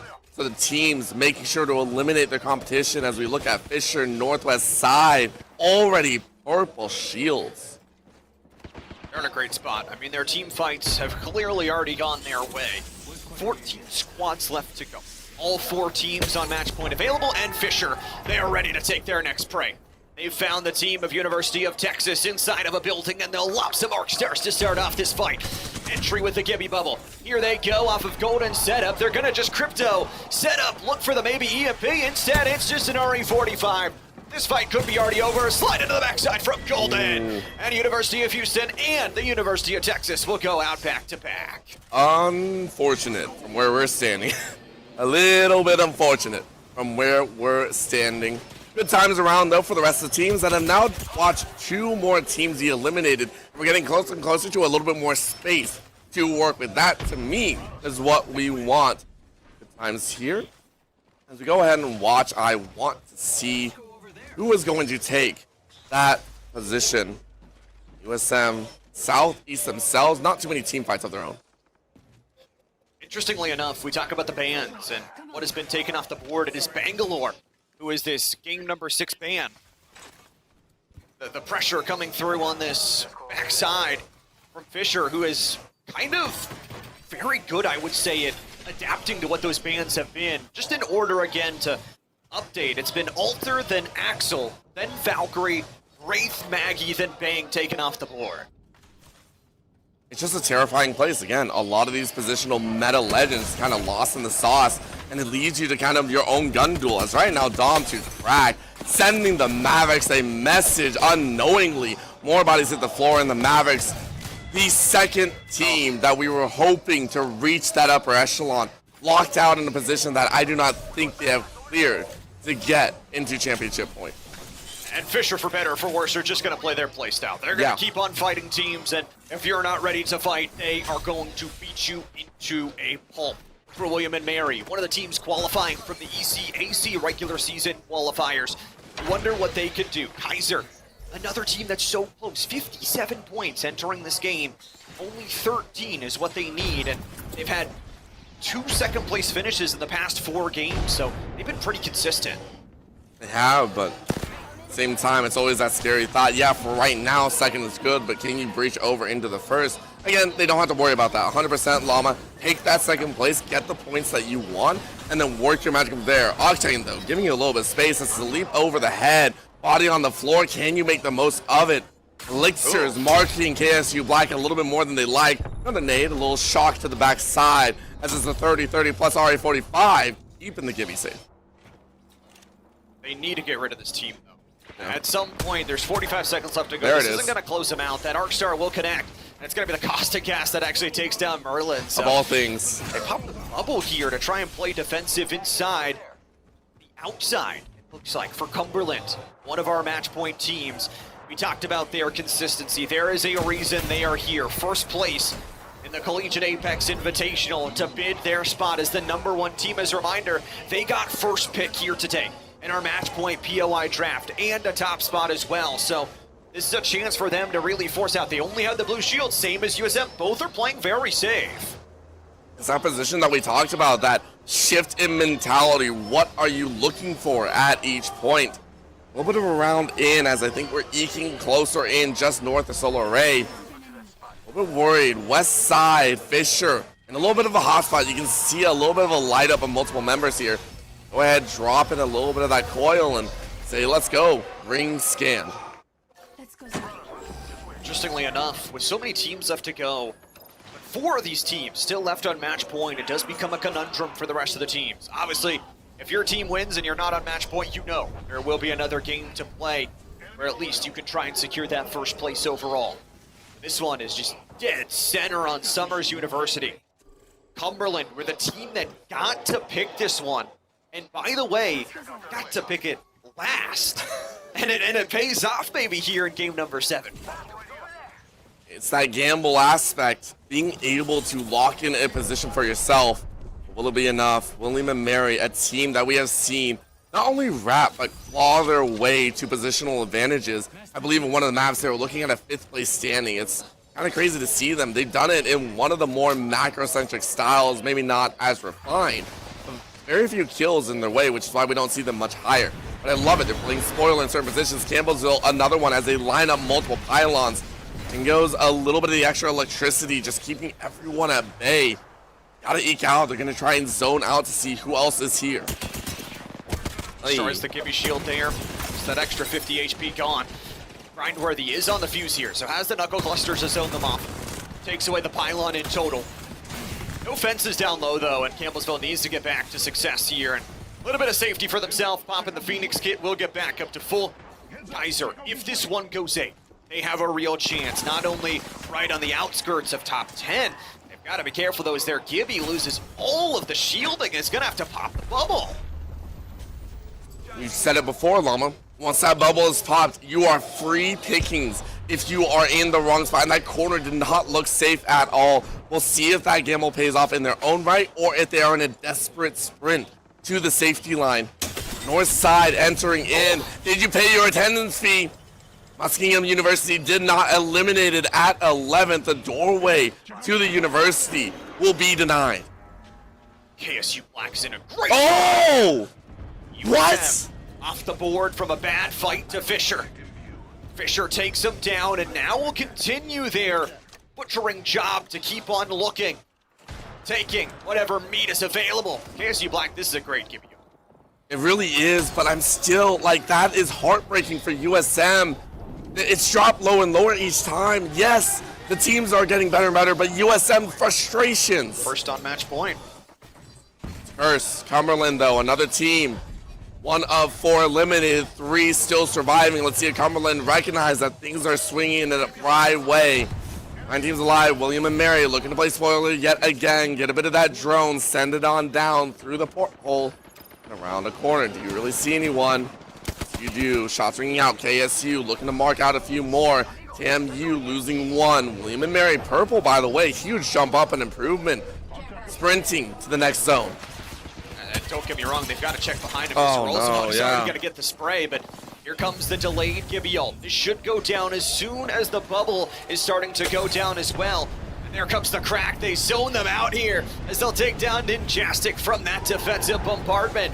Roosevelt doesn't have the greatest shields here, so they've got to be careful out in the open. But if they can fall up onto these purple shields, they can get those pickups. The Volt, only a common mag here, and hitbox is going to be low for the weekend.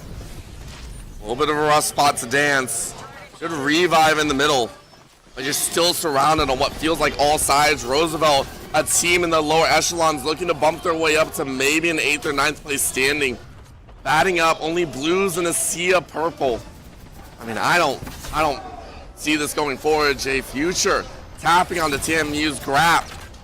And these firings, look at this, so difficult. William and Mary, though, looking for the pan to get a few kills of their own. Gibby shield pop once more, a little bit of an extra bubble to play with. There's 9 squads that have somehow fit themselves in this round 4 closing zone. 26 players, that means only 1 person is fully finished of the 9 teams. Roosevelt are just finding ways to stabilize. Some good sprays here from Unknown, but he loses the 1v1. It's going to be his 2 teammates finding kills though on the backside of this.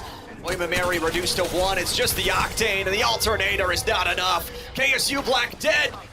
2 teams on match point eliminated, and Fisher have got the rock. It can't happen again. Texas A&M dropping down at 7th. Fisher looking better and better, though. They can't let their excitement, though, take them too far. They're a team that loves to fight. Yes, no! Slasher!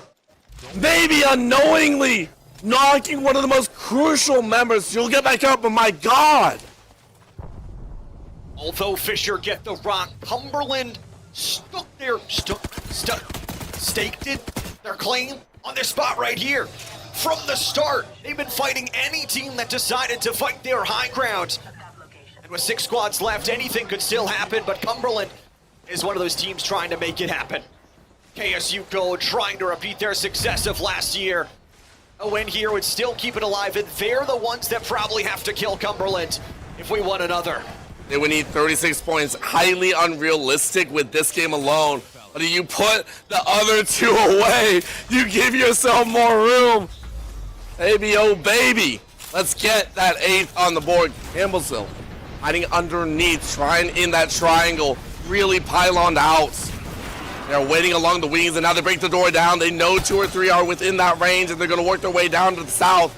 Who are they going to run into first? Yuji answers, and no, they want nothing to do with it. Eye testing Kaiser here. They're still going to be spaced down in this low ground. The escapability will be a fun. Top 2 cracks still finding kills here. It's a wipe of Roosevelt. Fisher loses nobody, most importantly. And they are safe for now. Do they have the space? They have so many kills. Sloss is at 15k or 1500 damage. Here's the jump in from Slasher. Cumberland trying to play their wall. Have to watch out. They will eye test Fisher. Here's the deal. I know they got kills. I do not care. I want to see that 1 squad left. That's what I want for Fisher. But Cumberland, they have all the bats in the world. They have the heals. They have shields. They have so much to play with. They can be so annoying. Campbellsville is gone. 4 squads remain 50-50. And we crown our first place here. Golden! Golden lit up! Golden's down! Golden is down, KSU Gold! Can they get the finish is the question. Golden, it looks like with the timing, should be able to be rezzed. 45 seconds till this final. Are they going to send it? Cumberland want this fight. They're going to go. Here we go. 2 match point teams. Is it a throw of a fight? Is it a third party? Is it enough? Double, bubble, trouble. Gibby ults to rain on top. Zykin swings it. Oh, the phone is nasty. Wingman's gone. 1v2. It's down to a 1v1. 1 shot takes Fisher. Deleted! Does Cumberland have the reset timer? Nobody else is sending it! They were too slow on the rotate. They were too slow. KSU Gold Horde at fight, but they didn't know really where. They didn't want to take the chance. All of a sudden, Cumberland had given themselves the perfect amplitude to hop on in. 3 squads left. As long as they don't let themselves get into a pinch, they have this. I feel like KSU Gold, though, can you play spoiler? They're gonna fight each other. The No Phoenix way. have an entry. No way, they're gonna try and fight back into the high ground. Surely Cumberland don't throw this low ground play, but they know they have to fight for the center. R9 from up above. The G7 scout is so filthy from Wrecked. He was here last year when KSU Gold was able to find the victory. Cumberland gets a lot of really big cracks, and that Watson pilot is gonna work. Slasher dead. Bubble extorted. Do they go for the res in the box, and do they get sent? Spray is good from the alternator. J Future. Double bubble again? Cumberland's will go down first, but they get Good the respawn. res. Fuse ultimate is there on the low ground. Nice spray from up above. Sykin's dead. Slasher is not long for the road either. They've got to watch their side though. 2 different teams to fight. They need to force out Cumberland first. KSU Gold trying to pop the batteries. J Future with an insane aerial nade. Still 3 squads. They got the reset. Cumberland's gonna fight for this high ground. Pause for just a moment here. On the backside of greatness. Kanji is dead. And Lyons will die too, surely. Cumberland is so weak here, but they get the kill. Is this enough? Is this it? Where's team 2? Where's the other team? They're coming on in. They're gonna fight this out low ground and say, hey, we found you. What's going on, Cumberland? They smell victory. They smell the championship. They smell first place. We have to see how they take this fight, though. They have the high ground advantage. The Phoenix holding them off with the fences. Cumberland from above. The electrified bubble will work in their disadvantage, though. They're just popping the heels. They're in the zone. If they don't move here soon, with 15 seconds left to go, that could be their end. Cumberland, the jump up. They've got him. 2 dead. 1 more to go. It's over. The Cumberland fly. Everybody else dies. The Phoenix are your collegiate Apex victors. Champions. 7 games long. A tournament to remember. Hearts be broken, but 3 are excited, ecstatic, and maybe exhausted. Cumberland were chasing USM for so long. Wash, Fisher, crush in the kill count, and yet reign supreme. A wonderful display at the end. And guess what the bonus is? We get 1 more game to watch just as a bonus for us to see what the other teams can do on their overall placements. Cumberland, we said, their consistency was what was so dangerous about them entering today, with how they placed in not only the collegiate circuits, but also in scrim results. They find 3 game wins out of the 7 here today. That is what truly pushed them over the edge. They weren't the most killing by any means, and they're going to end up scoring less than Fisher as an overall whole. But that final fight send against Fisher, the reset on the low ground, the 2 teams too scared to third that because they know they would get thirded and didn't know which team was which, and then the reset on the low ground. Come on, that new box res just implemented. They eat the 8-second delay, they pop the Gibby bubble, and they're able to finish it out. A big congratulations to Cumberland University. Oh, 100%. And not even talking about the previous history. Let's talk about the actual gameplay itself. We talked about how refined they are, how consistent they are. You want to talk consistent? A team that consistently is able to out-rotate somehow in like 80% of team fight scenarios. High ground, low ground, either catching someone unawares. Fisher loved to fight. Great, don't get me wrong. I love that. If I'm playing solo, I want that. It doesn't matter if you're getting out-rotated. If you got someone chomping on your heels. Looking on the other side, USM, you lost steam. And guess what? Cumberland's way more consistent. And Cumberland, they read the room, right? Adjust their style accordingly. Just like their consistent placement is consistent on not letting their backside get hit and watching their prey. I would say, too, for both the Kennesaw State squads, a lot of credit has to be levied their way from Kennesaw State Black, battling back from some of their early intrigue that they fell into some potholes and then being eliminated by their own Kennesaw State brethren in map number 7 to be knocked off of that match point. But the gold team as well, we talk about the defending champions, had some consistency there towards the end. And honestly, a really good day of Apex, and I'm glad it's not over. There is something to be said about watching teams climb, and also in very distinct styles. When we talk about all of the different bands coming in here, it's so interesting, and you can see here, awesome performance. Okay, welcome back, everyone. You really want to see our faces, but the idea of seeing such a diverse portfolio of action and enjoyment, the stylistic differences here, I loved every single piece of it. One of the big ideas is, with Apex, you get a treat. You get to see how teams really bring their own personality to the table. I mean, Heck Fisher cresting 110 at the end. Easy work of the most aggressive and egregiously over firepowering action. They ended at 130 in this tournament, but it goes back to what we said. You have to keep your eyes on the prize. Huge shout out to all the players, NC, Slasher, J Future, and Seekin. Your champions of the Apex Legends Collegiate Circuit here. I think for Fisher, I don't think anybody else can argue this one that they are the hottest team, the biggest, to be able to frag out and what they're able to follow up. If this team is given more time to grow, I would argue Golden was our MVP of the day today for how many fights they started. But like we said, Dom and Slasher, both were there to help out with those team fights and generated so much of their damage. I mean, when you look at this final standings, again, one more game after this to fully decide them, Fisher has 25 more kills than anybody else. Their damage numbers are ridiculous. I took a sneak peek. I've been trying to kind of figure out what makes them so stellar. Why are they so good at what they do? Their damage spread is actually immaculate. It feels like very clear across the board. Multiple members reaching into the higher grounds for Golden and Dom to crack, already reaching over 11,000 damage across 7 different games. For those wondering, the number is kind of nasty. In the other regions, though, the other players they're fighting for scraps, and I respect what they've done here so far. So, like I said, for Kennesaw State, Gold and Black, they played such an immaculate game. Kaiser University as well, beautiful work, but every team stepping up to play at the end, whether playing spoiler through placement, whether forcing us into, one more game situation. Everyone had their moments, which I love so much. I think we have the top 2 decided. I think it's safe to say we have the top 2 decided. Where No, I don't know. Listen. I can top 130, right?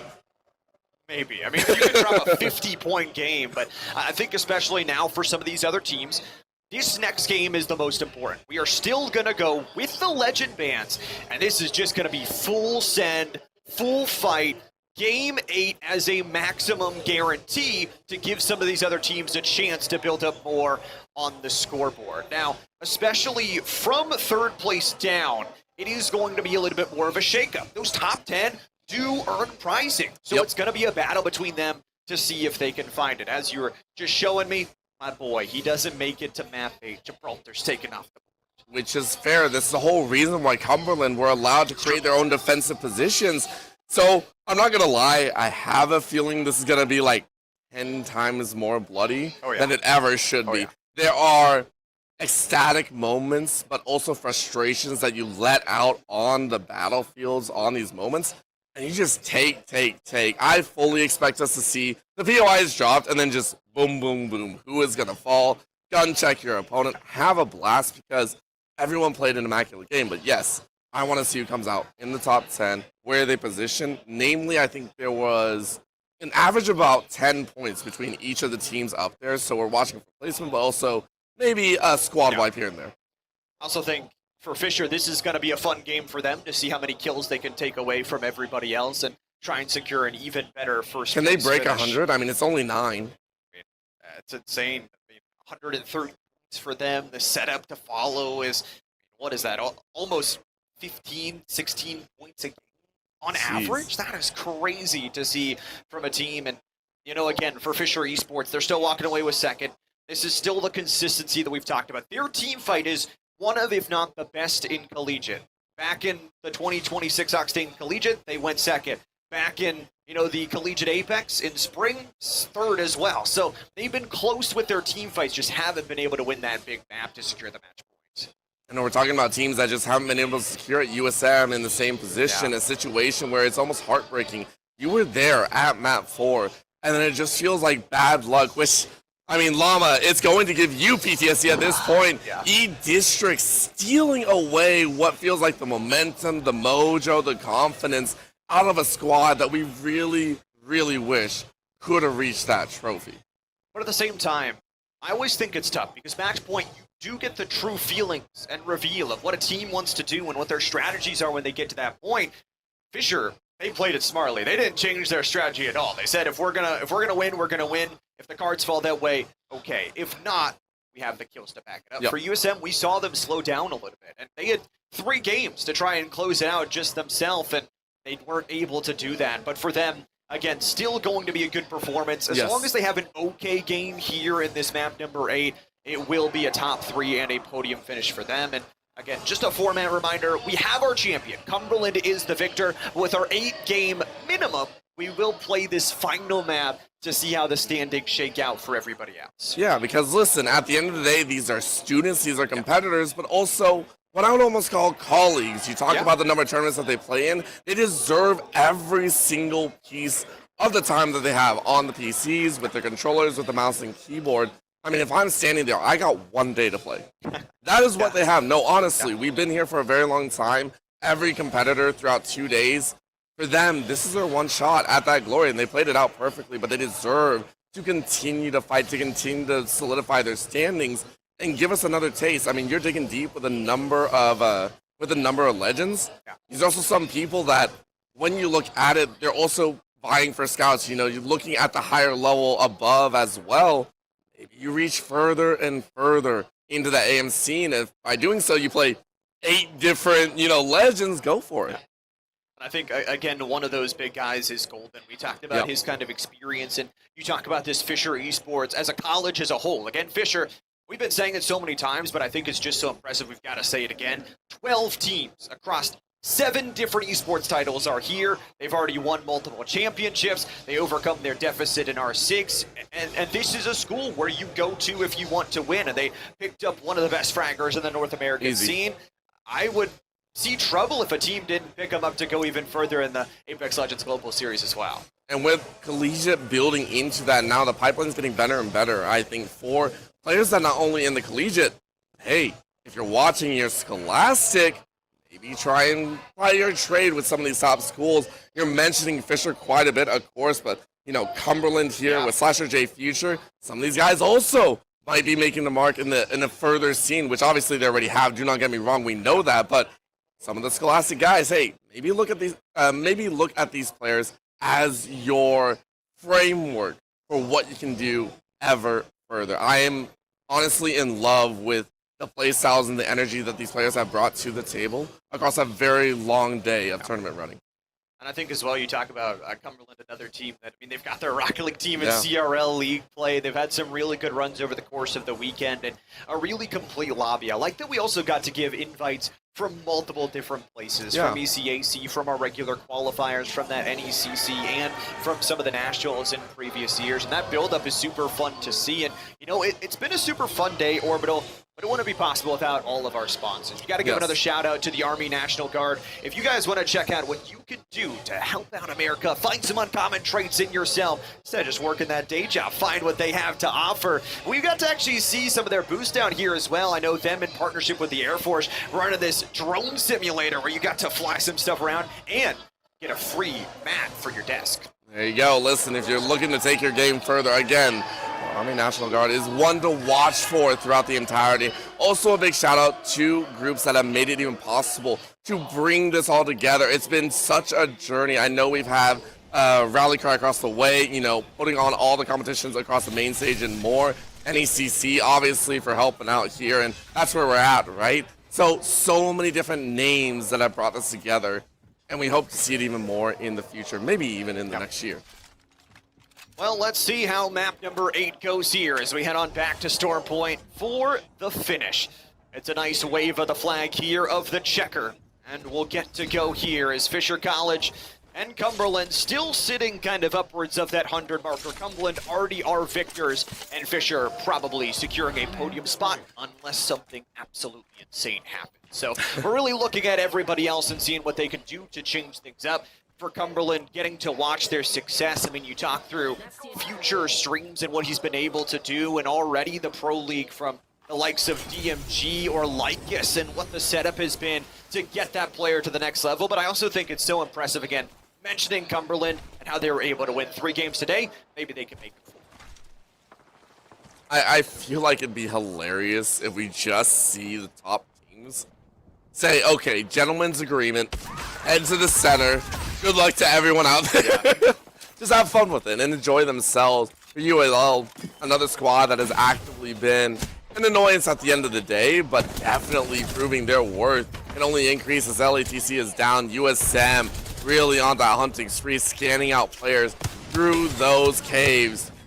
Beautiful shots to ring on out as Dallas sends it with wingman. Ooh. Oh, nice little takedown there at the end. The Raging Cajuns will fall on down for the final time today.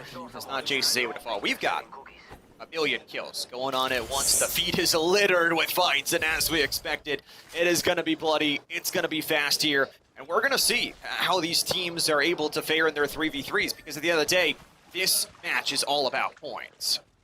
All about amping it up as high as possible. You know you're probably not going to get a huge placement, so how many squads can you find? How can you get comfortable with it? There's a smattering more. William and Mary squad that is relatively decent placement for a team that's looking in college, gone at 17th. William and Mary, I like it again for Ninjastic. We've seen it a few times where Ninjastic is like the player to kind of watch there. Kaiser University actually losing out, so one of our top dogs out at a very rough spot for placement. For USM though, they're on a warpath with bodies. I mean, this is what I imagined was what the compositions were going to be. Conduit, Octane, and it looks like, you know what? Screw the bans. We're just playing Axel here, like we said, resetting things back here into the map number 8. No more bans left to go here, and we'll see what USM can do with this fiery wingman, Dallas. It feels like the speed obviously is right back in their position, just like, hey, we are going to fight it. Dallas, uh-oh, oof, whack. Bye-bye, birdie. Rough times, and again, you gotta have a little bit of fun with it. Listen, if you can flaunt it, you're gonna flaunt it. To see this William and Mary crew. Minnesota State is also fighting. We're already down to 14 teams. Round 1 closing. I love it. Hey, remember when we had like 11 by round 4? This is like screams from Collegiate Apex like 2.5 years ago, where nobody knew how to rotate and everybody's just fight, and Roosevelt's gonna be eliminated next. Teams continue to fall off the board, and Minnesota State is down to just 1. Smalls has had a really good day for Minnesota State. This is actually an important game for them.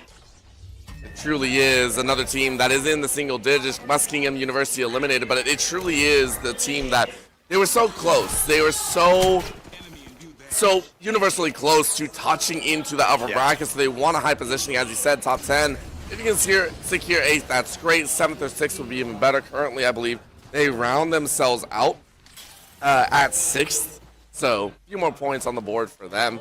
Big shots ringing out here as Interceder having some fun with Oklahoma, who, for Oklahoma at 9th, they actually do need the points. They really need to stay alive. So with 10 squads, okay. I'm trying to keep up here. I'm trying to bring notes. I'm not allowed to at this point. Help me, Llama.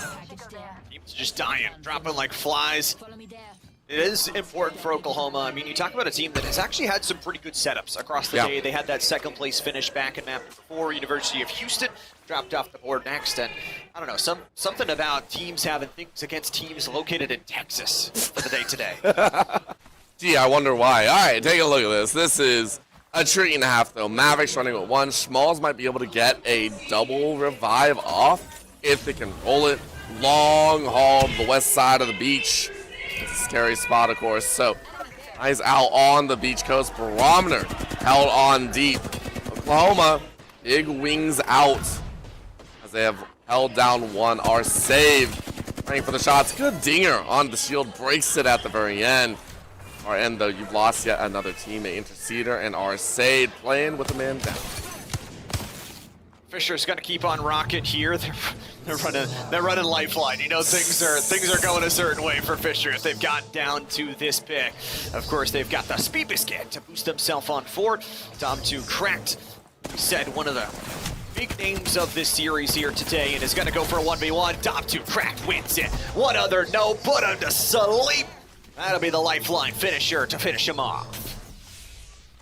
All right, how many finishers are we gonna get? We got 2 so far. 4? 2 on screen. Oh, Imagine true, how many we actually have. True. I'll say like a good 25. I'd say that. Looking at it, of course, Minnesota same. Poor Schmalz. Schmalz is taking a tour. KSU gold out at 9th, but where's Schmalz going? Okay, it's the western corner. Or not? Okay, so I heard a couple footsteps. Bigfoot is not someone you want to run into. There. 8 squads, sub 1, let's go, baby. Goal achieved here for these teams of the early days of scrim levels. Fisher with this Ash composition just trying to finish things out, and teams trying to take their team fights where they can. Speed Biscuit will zoom on their way as the Wrecking Ball side them. Ooh. Wrecking Ball of teammates, not the ability. I've seen enough Wrecking Balls in my life, I agree. Just a teammate. Just throw a body in there and see what happens. Golden has the shield boost. I like it. A little bit extra in the bank. Eyes out on the TMU side. Great little knock on Know You. They are just somebody that I used to know. Somebody that we used to know. Yes. Squads left to go here. Schmalz Hey. with the can here with the med kits. CSU DH is the next to fall. One of our schools out from California. CSU Black taking a fight here against USM. Get some revenge, baby. Rush it. Let's see it. This crypto composition built for team fighting. It's going to be a great spray there. Jeez. Kindly Monkey, not kind on that one. Has the draw to the back pocket. Yo. Gets the full finish. There you go, 1 for 1. The teammates need to help out though. They get the break of the octane. Don't just want to fight this one 1v1, or I guess if we're just GAing a 1v1, no. I'll go for the res here. Limbox is going to be able to really boost up their shields, especially because they were revived by a support legend. Those immediate heals are going to come through. They're gonna host on to it. Bocek at close range. All right, good luck, guys. This is gonna be a good one. Wingman firing away. Thalas says, "I'm here."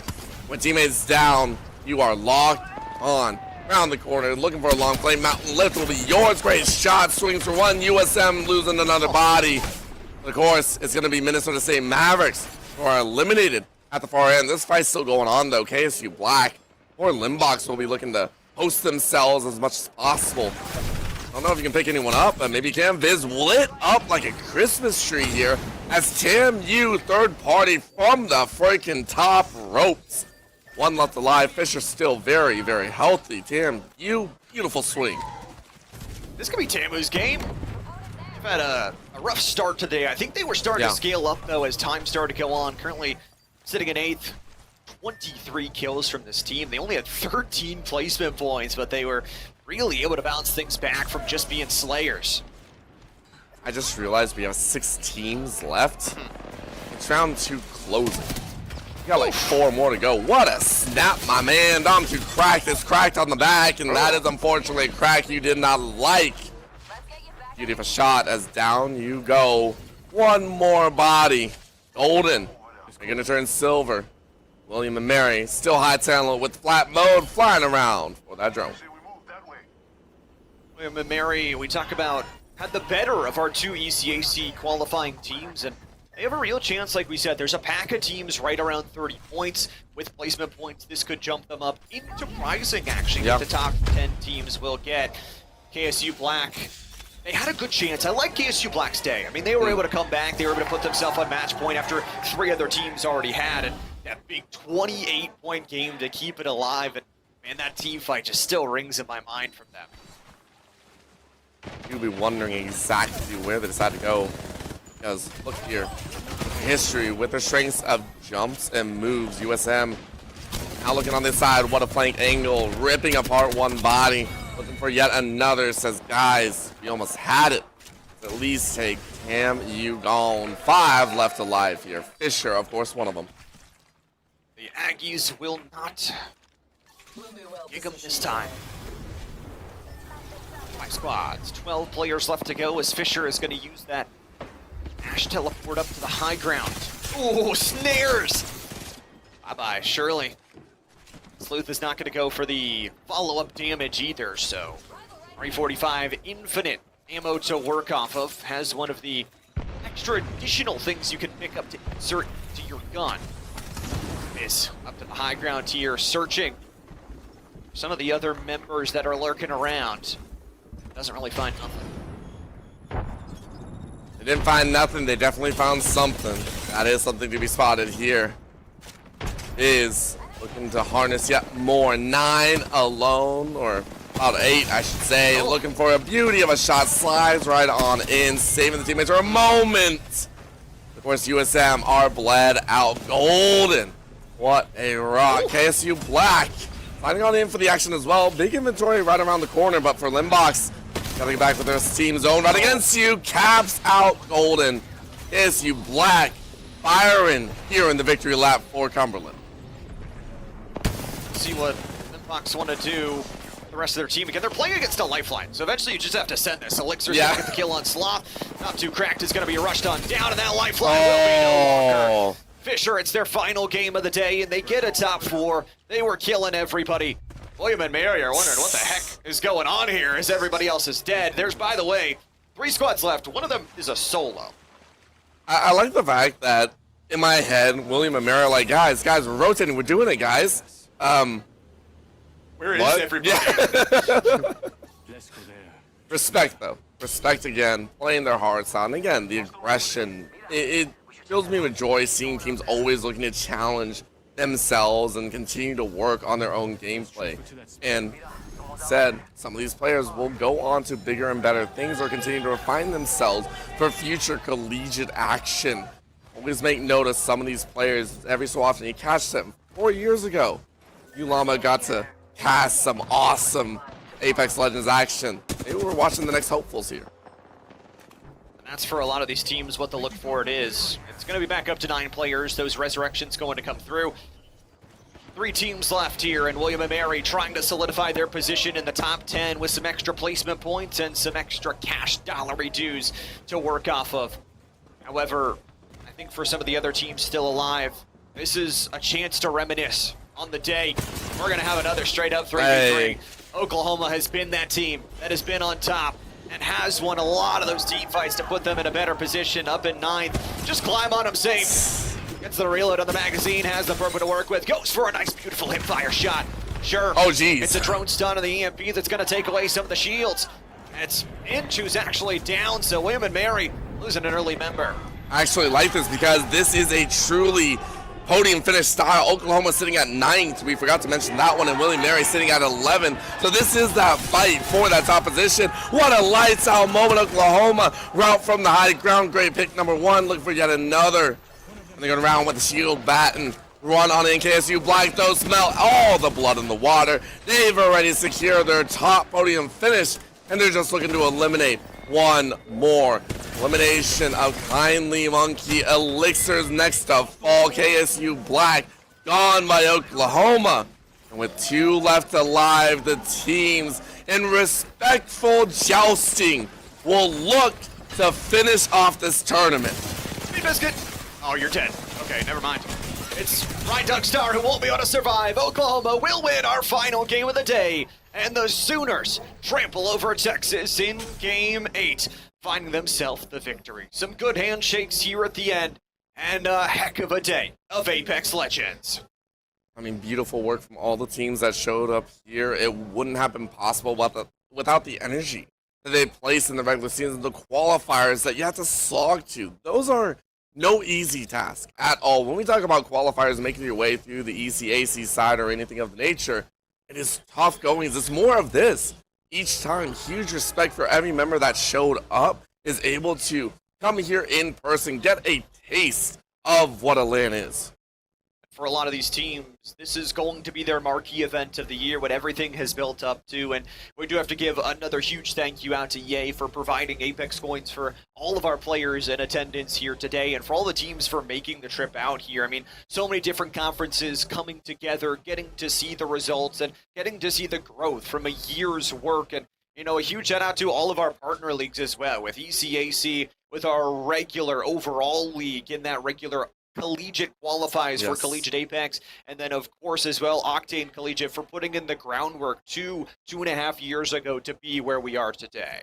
100%. But of course, I also want to give a big shout out, because we haven't said it enough.